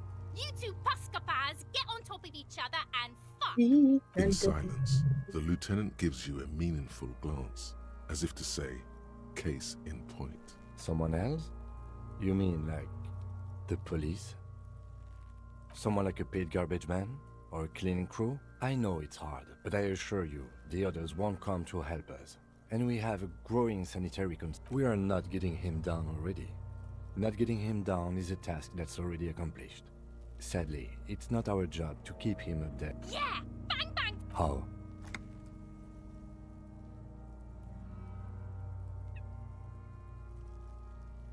It absolutely will not, officer. That's not how physics work. Yeah, now we're talking. Entertain a Kuno with some shit. They'll miss! The pigs will miss Kuno! The lieutenant is undecided. On one hand, he wants to shoot some gun. On the other, it's an awfully stupid idea. The lieutenant's brow is furrowed. He appears too deep in concentration to even notice what you said. Silence. With his elbow sharp, the lieutenant unzips his jacket and produces a lightweight firearm. He drops a paper cartridge in the barrel, separates the scouring stick, and gives the cartridge 5 tucks, securing it in place. He then steps back and assumes the fellow's desk position, taking aim. The corner of his eye twitches. His finger is on the trigger. He's gonna fucking miss! The kid's voice is drowned in a shrill blast that echoes off the walls of the surrounding tenements. God damn it. A lot of things were wrong with that shot. The fellow's desk was the wrong choice.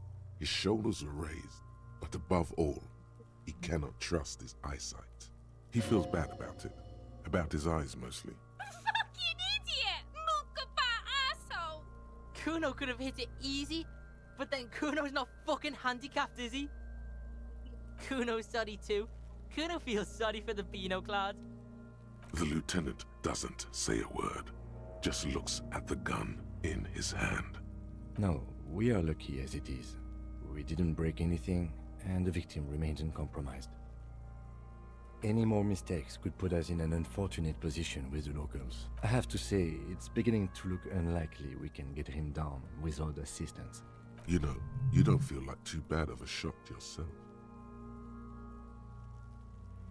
It's bad as it is. Us shooting firearms like punks. Go ahead, I'm not stopping you. They only have one gun! This is the sorriest pair of pigs Kuno's ever seen. Yeah, take it, you fucking banana pointer! Take it and shoot yourself in the mouth! The cold piece of bakelite and gunmetal. You've held this, an A9 armistice, before. The fuck are you waiting for, Kuno? Tell him to shoot himself in the mouth! The buckle comes into focus in your sights. Why don't you just shoot yourself in your mouth? At least you won't miss. Your field of view narrows. The branch slowly moves. Look, he's crying. You gonna cry now, fucking faggoty?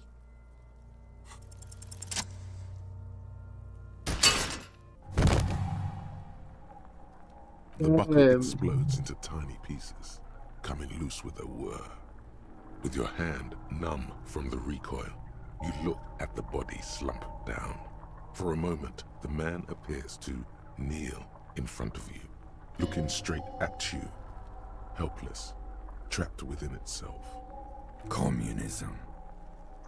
It takes a millisecond for the association to flash within your cortex. Then the rigor in his muscles gives up, and he smashes sideways into the spring mud, letting out a horrid stench. Fuck you, Kurpale! Ace is high. You could add an ace's low to it, if you like, by turning your back after the high and waiting for another. The high arrives with a sharp slap. As you turn around, there is a moment of doubt. Feels like that low ain't gonna connect. Chill. It's gonna connect. But then it does, and with furious precision. The lieutenant is not one to leave an ace's low hanging. I knew these guys were f***ed.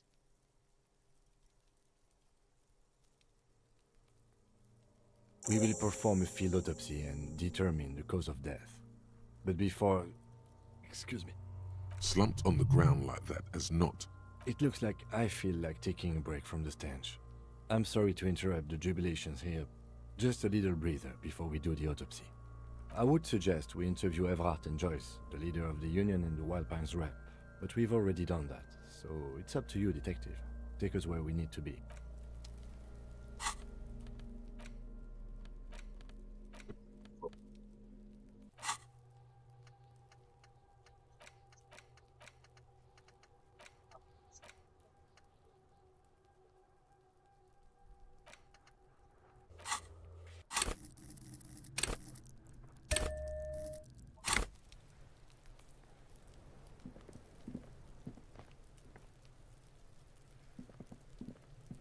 There are several footprints in the mud, left by work boots.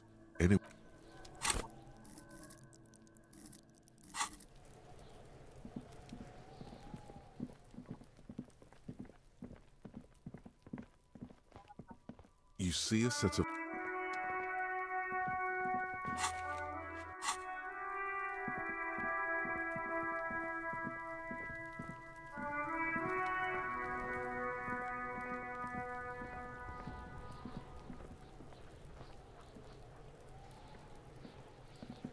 The rotting man lies on his side with his eyes looking straight through you.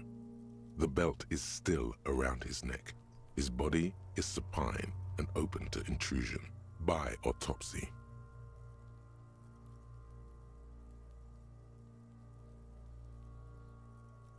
The lieutenant adjusts his glasses and takes a deep breath. Come on, officer. You know what a field autopsy is. You've done 100 of them. There truly is a time for everything, even for yellow gardening gloves.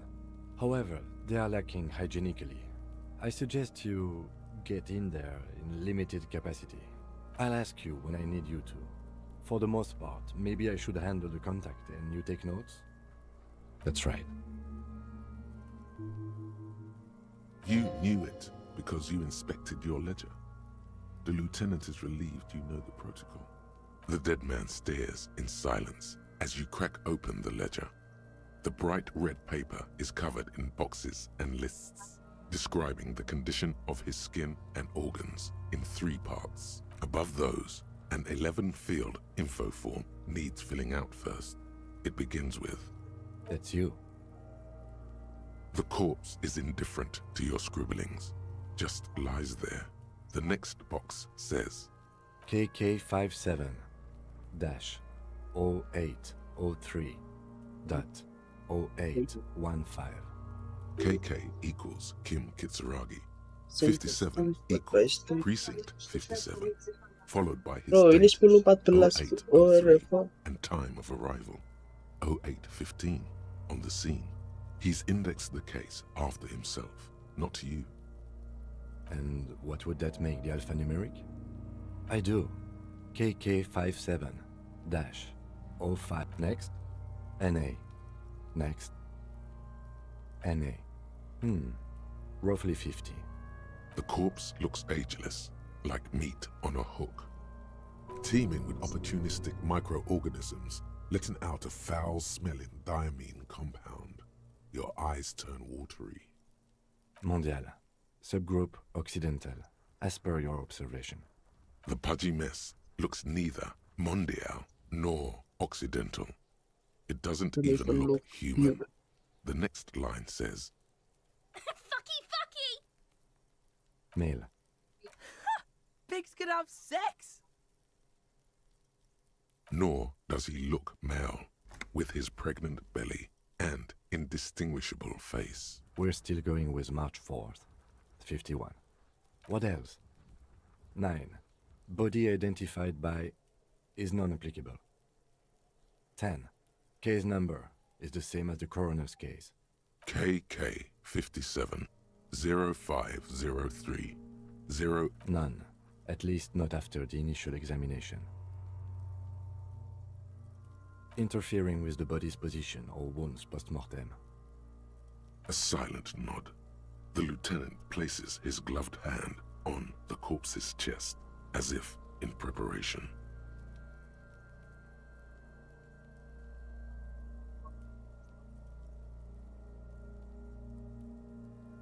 Your central nervous system recognizes this gesture. It's the stations of the breath. Ecclesiastic, religious in nature, a holdout from pre-DeLorean burial rites. It takes him 2 seconds to perform. Then, somewhere in Jamrock North, a small wood shed behind Rosencrantz Row, Lieutenant Nick Feuerbach puts his hand to the chest of a small corpse, no larger than a monkey. It's raining outside, light drizzle. There is darkness in the shed. Elsewhere yet, an obese female sits in a wicker chair, her silhouette bull-like against the window. Outside, Grand Coudon. The day is turning dim for Sergeant Mac Dawson. Hand extended, he approaches, to make sure she is dead more than anything else. And so, all across Jamrock, Coal City, GRIH, 42 deceased persons found today, 42 stations of breath. We should start the post-mortem. The corpse cannot feel Kim's hand on his chest. It no longer meaningfully interacts with its surroundings.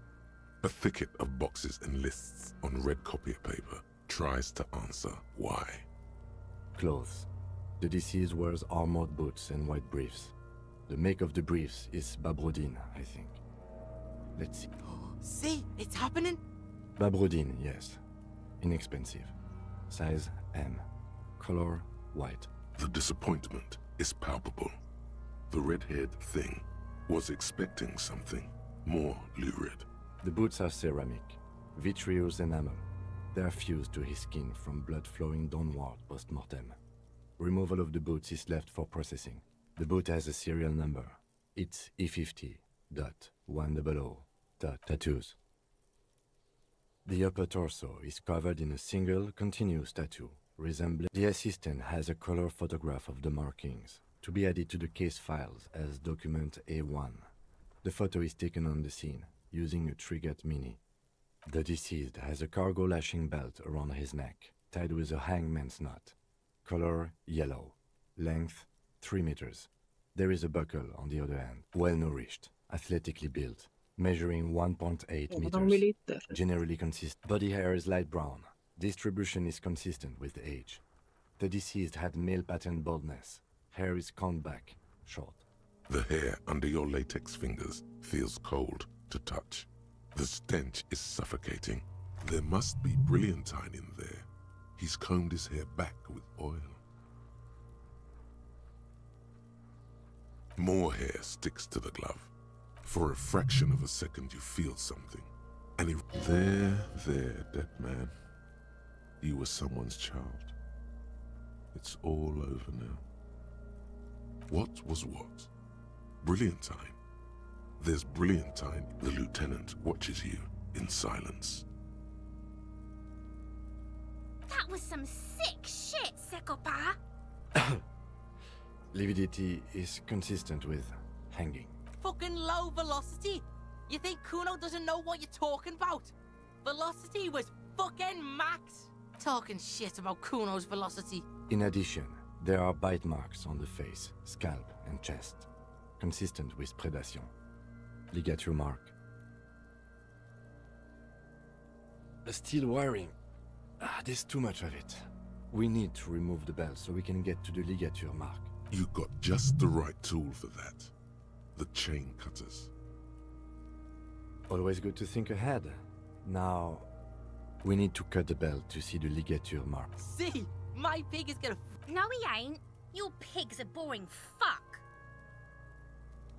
The belt is equally tight around the whole circumference of Look his at the neck, 12%. swelling over the edges like white bread. Right, the knot is the weak spot. The chain cutters fit in there. Steady now, like a flower arranger. 2 cuts and it should come loose. You jam the cutters right under the knot. That seems like a smart idea. Yeah, a really, really bad the lieutenant... Yeah, fuck! Told you my pig was hardcore. I should have a go first. I think I have a strategy. He sinks the cutters into the knot. Snap. The knot is slashed. Here. The rope rises to a point, leaving a gap in the ligature mark. Hemorrhaging is observed on the skin, above and below the ligature mark. The marked chest is intact, normal contour, abdomen is protuberant, pelvis intact. No! Let's get up and see! I fucking knew it! This is clearly what they've been waiting for. Genitalia is male and unremarkable. No evidence of injury. Ah yes, your hunch before. We can have a semen analysis requested from processing, if that's what you meant. No, you weren't, officer. That would be preposterous. The corpse with his pants down does not. The dead man's penis is average-sized, congested from the downward collection of blood. The back is symmetrical and intact. Upper and lower extremities are intact, but asymmetrical.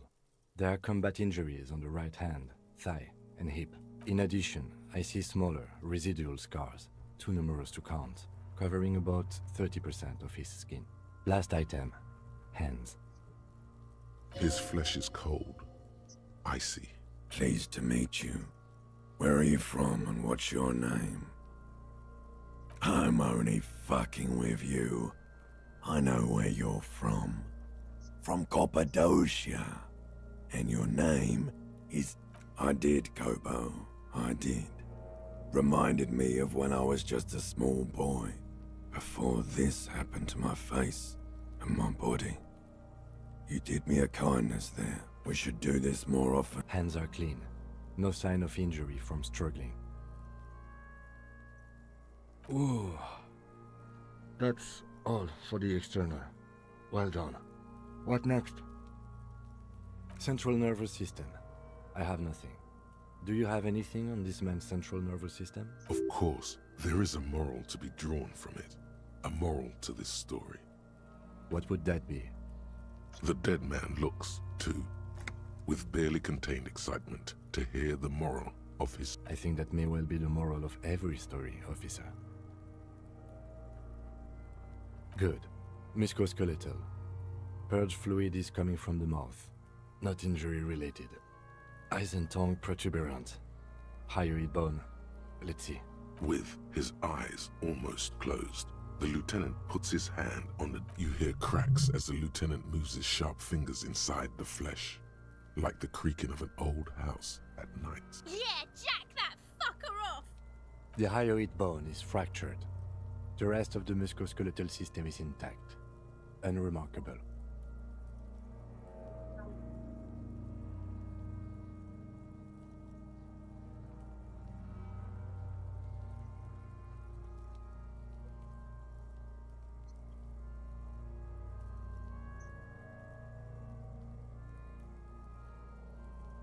Respiratory system. Oral cavity shows no lesions. The victim has received dental implants, possibly after a combat wound. Mouth swollen, hemorrhaging present in mucosa of the lips and mouth. No scream, no sigh of relief rises from the darkness inside. It's Polisian. humid there, sickly sweet air, unlike it's hard. Once more you taste stomach acid in the back of your... Inside, you see darkness. There are ancient mysteries down there, Kobo. Ask me later. Hemorrhaging present in mucus. Hepatobiliary, NA. Ah, are you a hepatobiliary expert? Neither am I. That's it. Same for toxicology and serology. And unless you have untapped reservoirs of knowledge there, we already have one test as... Pigs requested semen like it's no big deal. I'm not even interested in these boring mulkas anymore. I haven't sucked him off or anything. At a request, then. We'll know if drugs or poisons remain in his blood. At this stage, I doubt processing will find anything, even if he was brimming with it. Cardiovascular. The body exhibits lividity in the lower extremities, feet, hands, and neck. Visually consistent with the hanging. Gastrointestinal. This will do. Digested semi-solid food in stomach. Voila.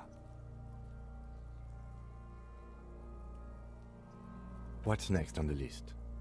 Let's see. We have bite marks, contusions on the head Bite and marks. chest, and a ligature mark encircling the neck. You'll need 3 fills. Leave a 4th one too.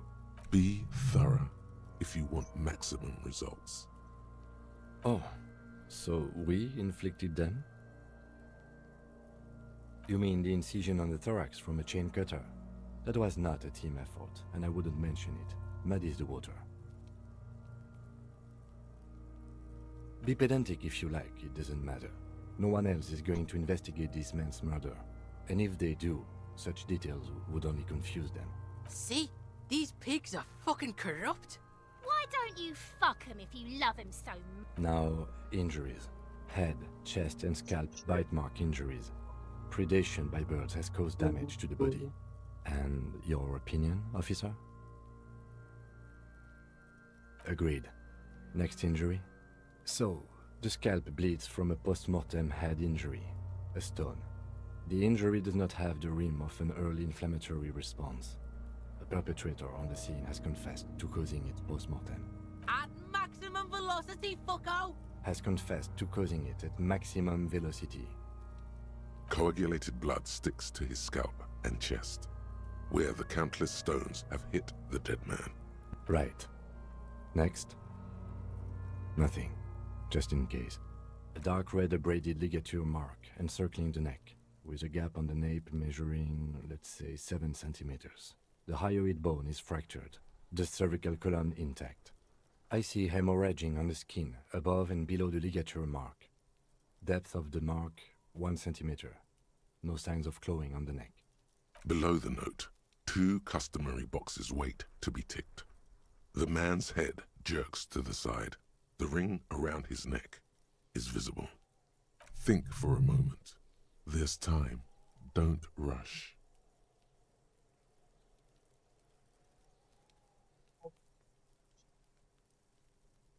That's it. We have established cause of death.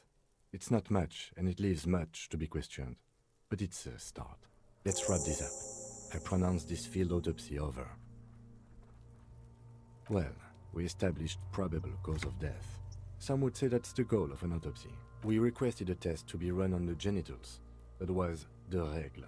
The results should arrive in a couple of weeks if we are lucky. I will not hold my breath. Then, given the state of decay here, I consider establishing the victim's ethnicity a minor success. We were thorough with the list of injuries too. We described them all in detail. What is there to say? Given the circumstances, it was a professional field autopsy. I need a copy of that autopsy form. Then I will drive him to Faubourg for processing. He's thinking, did I miss something? You tilt your head, also looking at the corpse. Shoot, Looney Rooney. Oh yes, Kobo mi Lobo. In the gift horse's mouth. Tracts and wakes and waterway. Just a small gulp away. My beloved Kobo, come back later, Kobo. Amuse yourself with my frank... You run your hands over the victim's cold body, his limbs, his torso with its swollen... the genitals in it. Do you think we missed... You can't shake the feeling that there are more secrets concealed in the flesh before... Okay, well, we are in livor mortis here. He is disintegrating. We need to refrigerate the body. If you want for this task, it would have to be industrial in size. Let's start by asking Gart at the Whirling in Rags. And... Fuck are you looking at, Beano man? You want a piece of the Kuno? Wanna get fucked? Only if all else fails. Or, remember the buttons on that intercom over there? On the side of the building next to the Whirling? Hurry. This is one task we cannot sideline. With every hour, whatever we are looking for will become...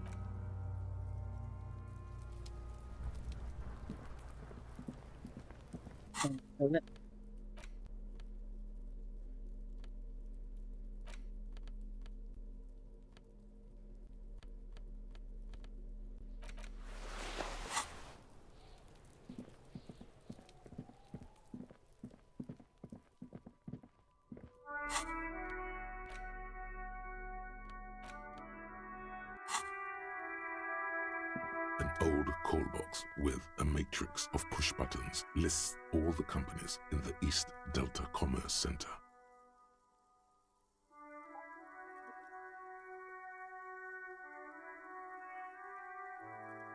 Silence. No, you ring the door. What an ominous name for a hit. All you hear, you ring the doorbell. 12 name cards. You ring. Thank you for calling the 24. That's only half true. No. 12 name cards on the call box. You wait for a minute. Looks like someone. Silence. Nothing happens. Silence. This button. Huh. This...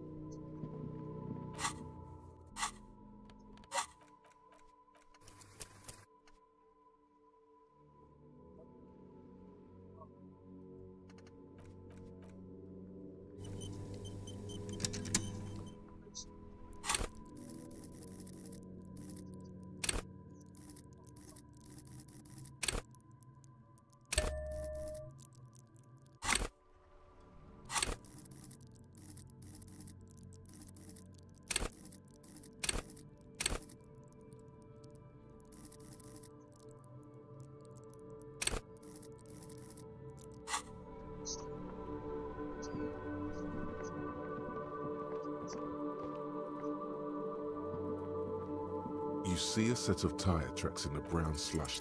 The tire tracks were left here by an unknown. Some of that rubber stuck to the tile and then accelerated straight. The driver proceeded to back out before heading south. Must have been in a hurry. I'm not sure. There are... You could follow. You are correct. This is a... Somehow...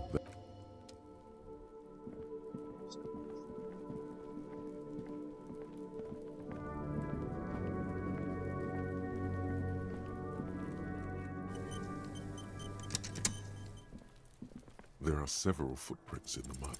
Wow, still not doing it.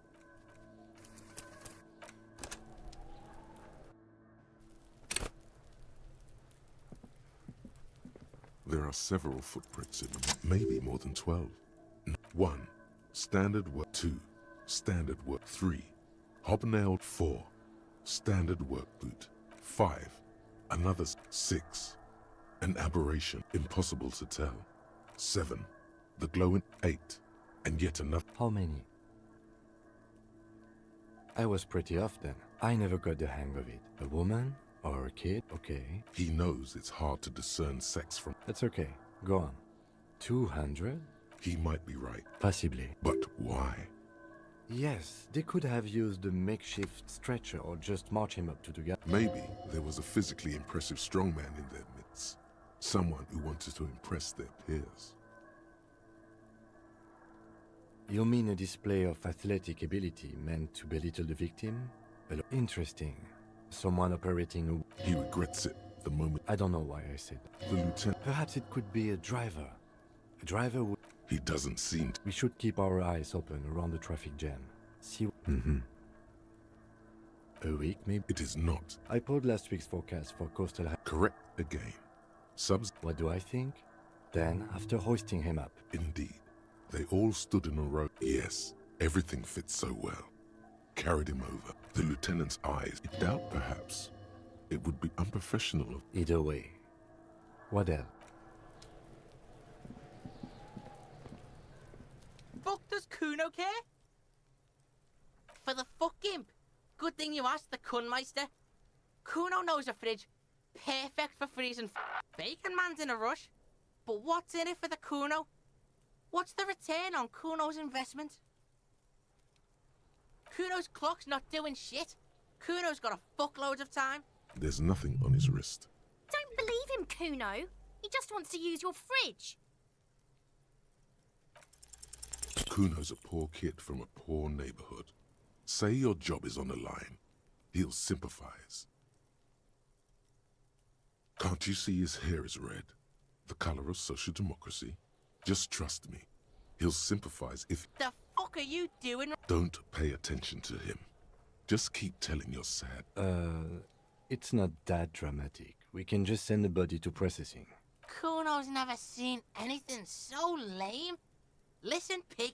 If you were Kuno, the fuck would you care? See sad shit? Kuno doesn't fucking care about this sad shit. Now, Why don't we go pester some other kid? That's actually not such a bad idea. Kids do see stuff.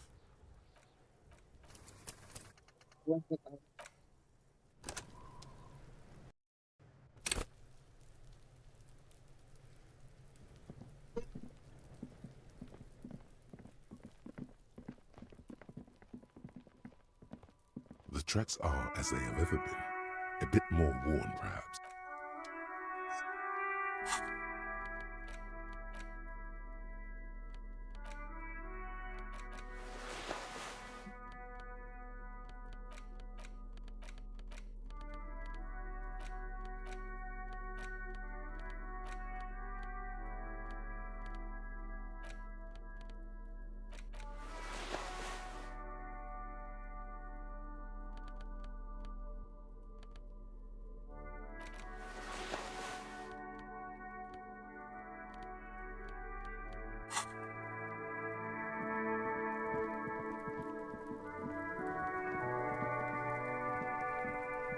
There are several footprints in the mud, maybe more than 12.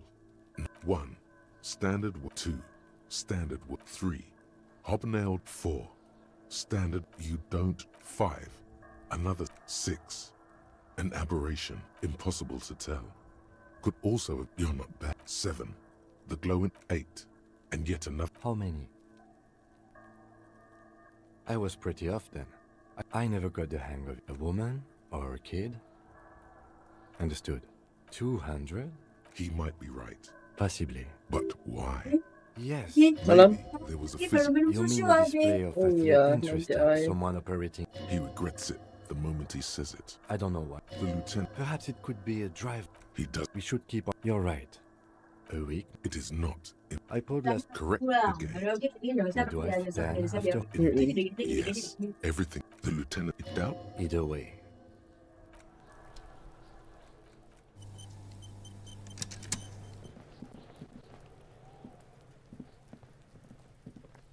The man is The lieutenant adjusts his glasses and takes a deep breath.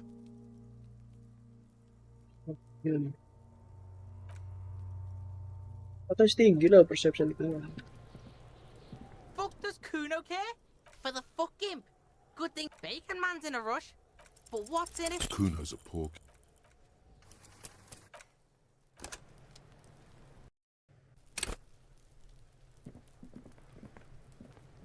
Fuck does Kuno care? For the fuck imp. Bacon Man's in a rush. But Kuno's There's nothing. Don't believe him, Kuno. He just By killing in his territory, someone has openly challenged Kuno. It's in his best interest to put them in their place. A dark flame smolders in Kuno's eyes as he ponders your argument. Wordless, like kings do. Alright, Kuno hears you. See that shit house over there? A cold comes over you as you glance behind him. You gotta get in that shit. In there, deep. Through the bookstore. You gotta beg the book bitch. Used to be you could get in there through the doorbell, jam that shit. Yeah, book bitch. He means the bookstore. See, the clad, check the fucking basement, pig. Don't, there's a giant fridge down there. Fucking will fit, no problem. You didn't hear it. Kuno owns you now. Kuno.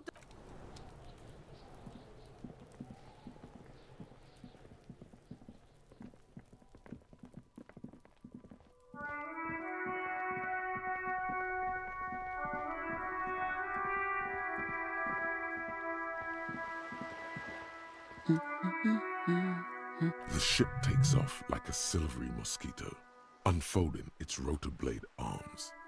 She mumbles reading, then puts down the soft cover. Yes? Hello? Me? No one. She doesn't really want to be this. If she's such a working class woman, why isn't she working? Not all the time. Right now I'm browsing books. Even a working class woman needs something to read. It is. I know you are. What with? What with? A lot of things. For example, people tend to go missing. My husband? No, he's not. I don't know.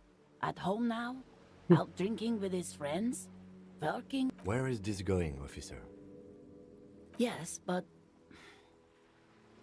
I don't really need to know where my husband is. Not all the time. No. Why are we still talking about this? She has, though. The husband is totally lost. You should tell her that it's okay. What? Who said anything about shame? Stop talking down to me. My husband is not missing. But he is. You can feel it. Or maybe it's something else then. No, absolutely not. Are you a policeman or a nanny? They are not missing, sir. You know where they are. They're at home, smoking, giving the ladder of vices a chance. No, they're at a disco, getting down. Stupid disco dancing teenagers. What? That's just... My daughters are perfectly fine. They're almost grown up now anyway. They're past the age they need me protecting them from everything now. My youngest girl, Jolie, is just shy of 16. Jenny, she is turning 18 next month. But we shouldn't even be talking about them. Why do you need to know this? Haven't I repeatedly told you that they're not missing? That they're in Jamrock? There is no investigation here. I don't mean to disrespect, sir, but... For what it's worth, I agree. But cockatoos can't be stopped when they get like this. It's better to indulge him at this point. I don't even have a cockatoo. And guess what? Even if I had, it wouldn't be great. Nothing. Go read up on them if you're so Maybe you should. What if the cockatoo is your astral captain? Or your heraldic bird? Wonderful. The story is open. Her hands move over the woman before. Wah, absurd anjir. Hello, sir. Step right in. Are you interested in a new and exciting book? It's a bookstore, sir. Whoa, whoa, whoa, whoa. Hold your horses, little. Board games are like little Oh, no, games sing on mangan-mangan TV. gitu. That is a book. She is unfazed by your questions. No time zone. She A postcard? My pleasure. Okay, sir. Oh, no, I'll sing try the to son. answer any questions you have. Oh, kings and queens and generals of old. Well, I think that's why people read them. seems like most people who read those books fail to get more famous. But it does make the famous people more famous. Why would they do that, sir? That's so cool. Maybe they'll make you a book cover picture and everything. Oh, that's Auntie Billy. She's nice if a bit distressed. I think she is a bad husband. Not very nice or helpful. It's the type of book where there's a rich lady and she has to choose between the good man and the bad man. Or there could be a story about a poor lady getting a rich man.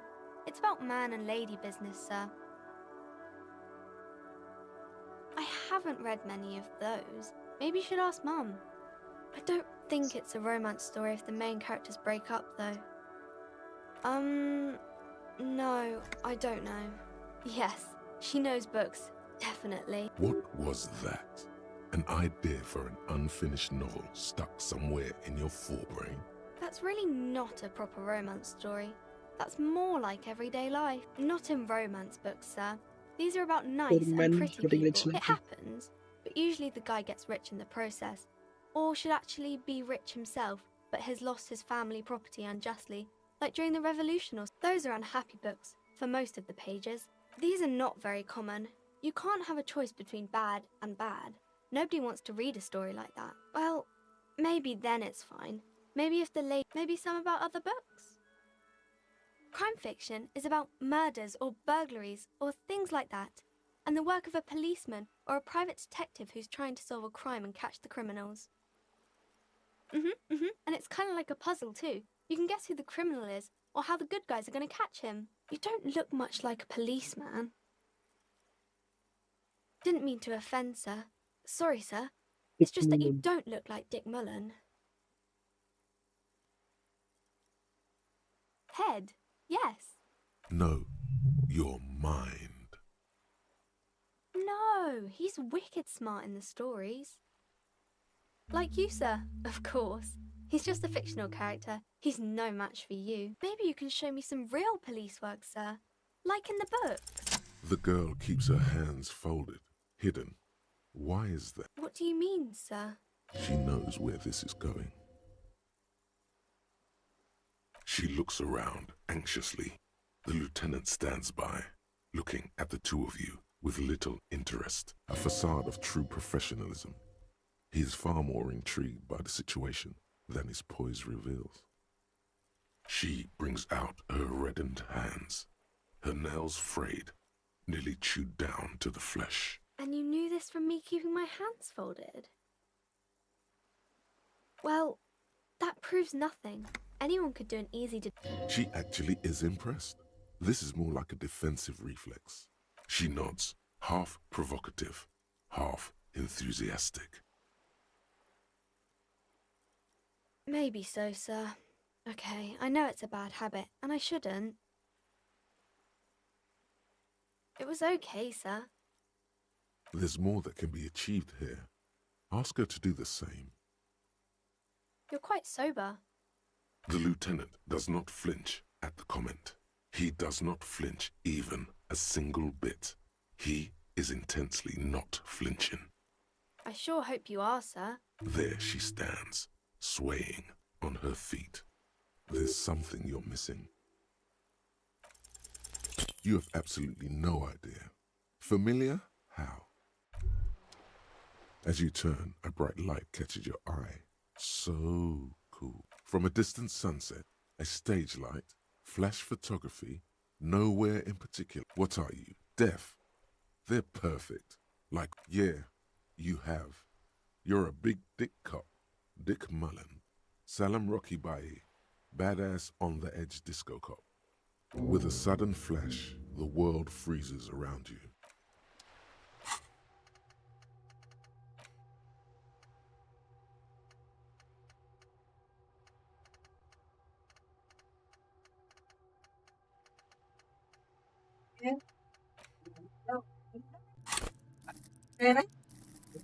Oh,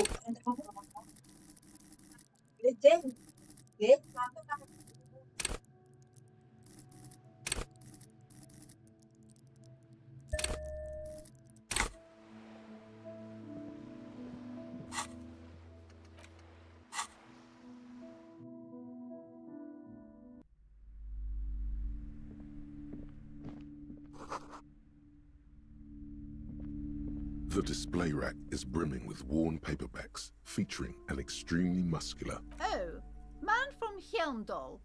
A very popular series of adventure novels. Blood and violence, scantily clad women, epic narratives, all those mystical things he encounters. What does it matter? They're all the same. If you're a novice of the series, I'd recommend Hjelmdalaman. The man... Rows and rows of Hjelmdalamen blur your vision. You make out some titles. Man from Hjelmdal and the maybe 100. Man from Hjelmdal and the sages at the end of the world. Not even close. Man from Hjelmdal in hell. Man from Hjelmdal and the forest of slaves. A twinge at the back of your head makes you flinch. Your eye starts twitching. Your hand reaches toward a book with glossy cover art. She's laughing at him. Between the throne and the Hjelmdalaman lies a bonfire, casting shadows on the wall. The shadow of the woman's headdress looks like a pair of... The display rack before you is burdened under piles of Man from Hjelmdal novels. It is a bestseller for a reason. Oh yes, certainly.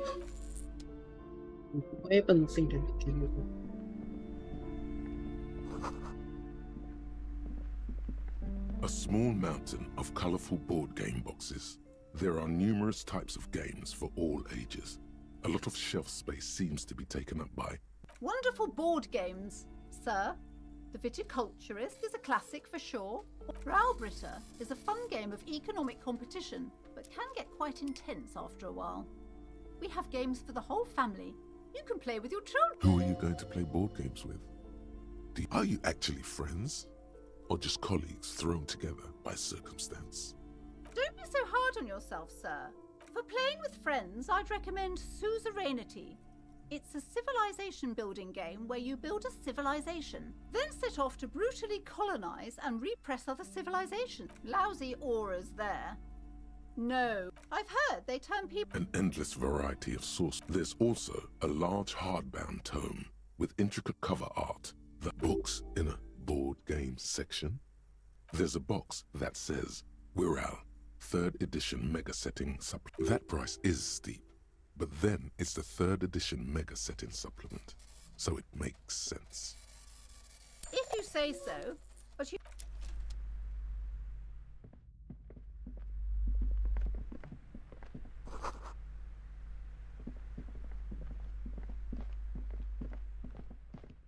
These shelves, a couple of spook novels hide amid crime fiction.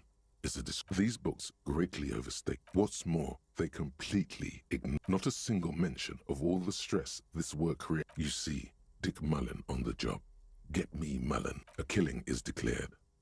Oh no, turns out he faked it to solve a case. Yes, there's also the dame who tragedy calls for Dick Mullen. After all this, you still haven't found the answer to the one question that matters. Who is your attempt to grasp at the answer? Oh, crime! You're a police officer.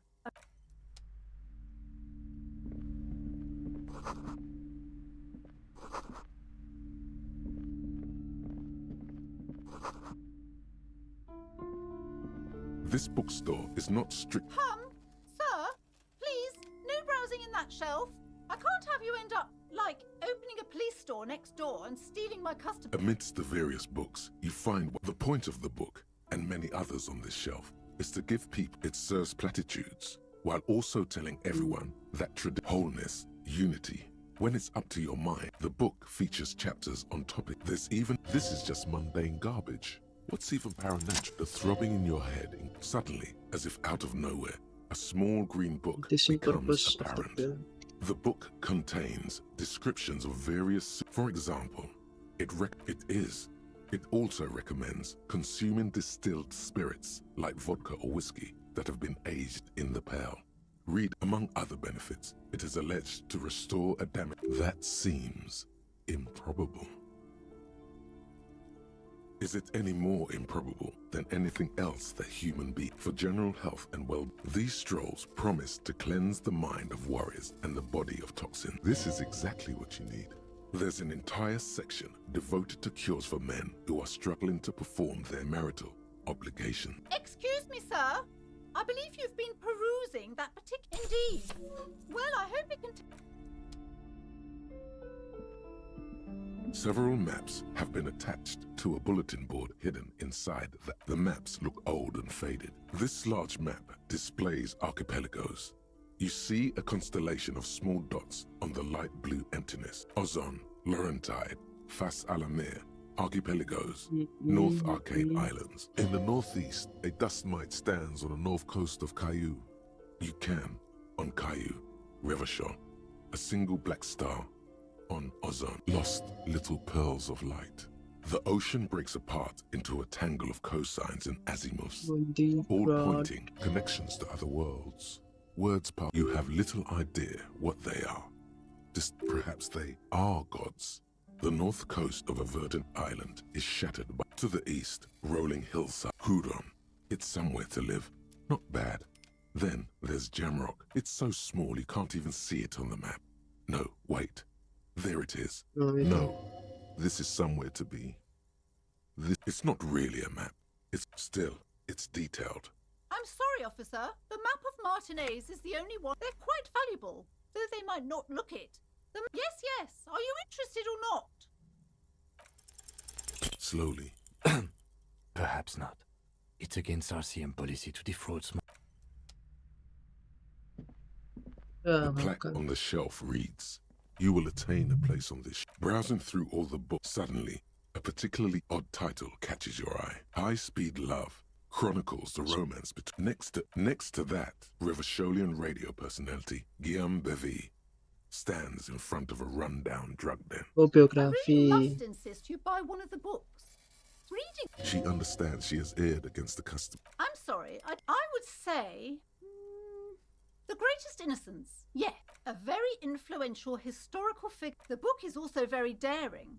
The author aims to re-examine the universal understandings of the innocent. Perhaps for a layman. Do her words seem vague? Certainly. You feel like you should get this one?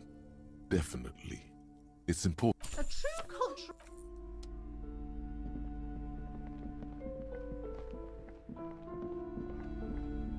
Welcome to crime. Be welcome. And please take responsibility. Her face looks powdery and painted from all the makeup. Sir, don't be ridiculous. I certainly will not give you money. I would be doing you a... One has to earn one's success. I am. She has fine-tuned her voice to find the most welcoming approach. A book about cockatoos? There should be one upstairs, right next to the shelf of biographies. Annette, yes, my daughter. I hope she wasn't slacking off again with her nose in science fiction. Wonderful! Did you talk to her? Great! Her opinion of her daughter depends on how well she lured you into... Come now, it's not personal. It's about my precious. Her dedication brings joy to my heart. If you have children, I hope they turn out as great as my Annette. God, I've told her not to do that. A part of hers too, clearly. She can, if she has enough willpower. Come on, ma'am. It's obvious she can't do anything about it. You are placing an unnecessary burden on a young child. She stands stiff. Oh no. Hold on. I need to invite her inside and apologize. There. I don't know what to say to you. My husband, he tries to teach me business lessons. I have what my mother called a dull mind. It sounds like both the husband and the mother treat her the way she treats Annette. Oh, well, my mother was horrible of... My husband is completely different, of course. Yes, my husband is a successful entrepreneur east of the river. If only he were more involved in the business we're running. It's a proper place to live. One of the most peaceful. Most of the buildings are empty at the moment. He made the initial investment. Yes, I'm afraid so. A real treat she is. A glimmer of sadness blinks through the well-crafted exterior. We're quite busy people, you know, my husband and I. Quite busy. Children are... I'm sorry. I'm sure you... The woman looks aloof. Her feet... A fridge? No, I don't know any... For whatever reason, she's lying to you about the fridge. You lie. Oh, kia. A sulfur-crested cockatoo sits on the cup. Turns out that there are so many different... You don't have behavioral problems. It's a must-have if you own a cockatoo. I've heard they're quite... Slowly, you... Do we really need to do this? Oh, a nature... Pelo.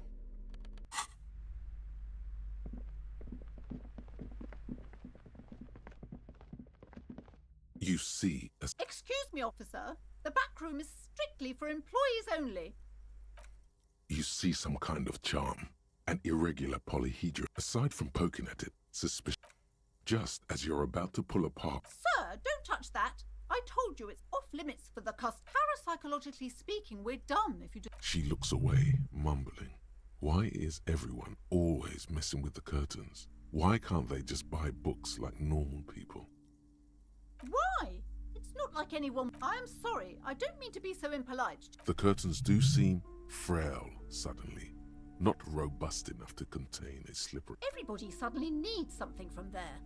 Leave the curtains be. It's what it wants. No! Please just talk to me, officer. There is something mysterious about the curtain. The curtains, tattered with age and covered in dust, hang before you. You see a dimly lit room full of dusty furniture. I warned you. You're unleashing... Ahayul itu.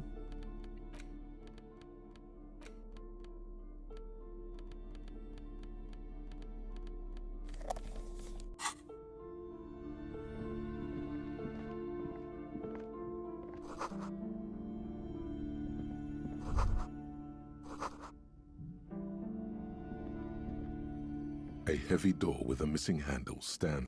Only an echo, a hollowed out, dark echo.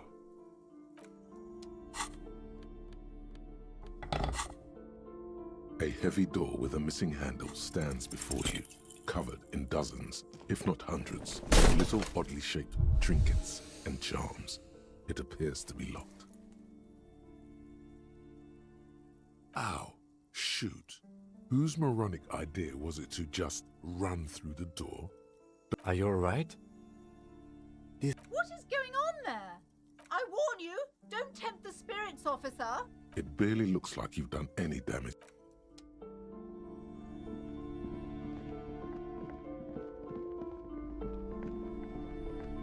You've hurt yourself now. I told you not to mess around back there. What are you even trying to accomplish, you fool? You're only making things worse. Stop it. Be compelled to look at the books. Goodness, you were already doing... She smiled.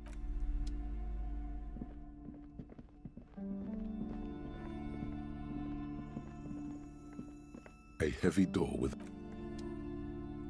Yes?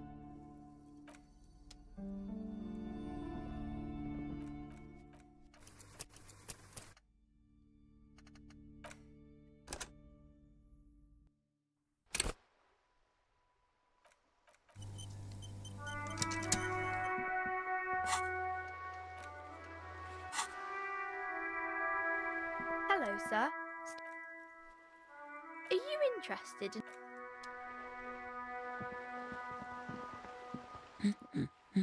The woman before...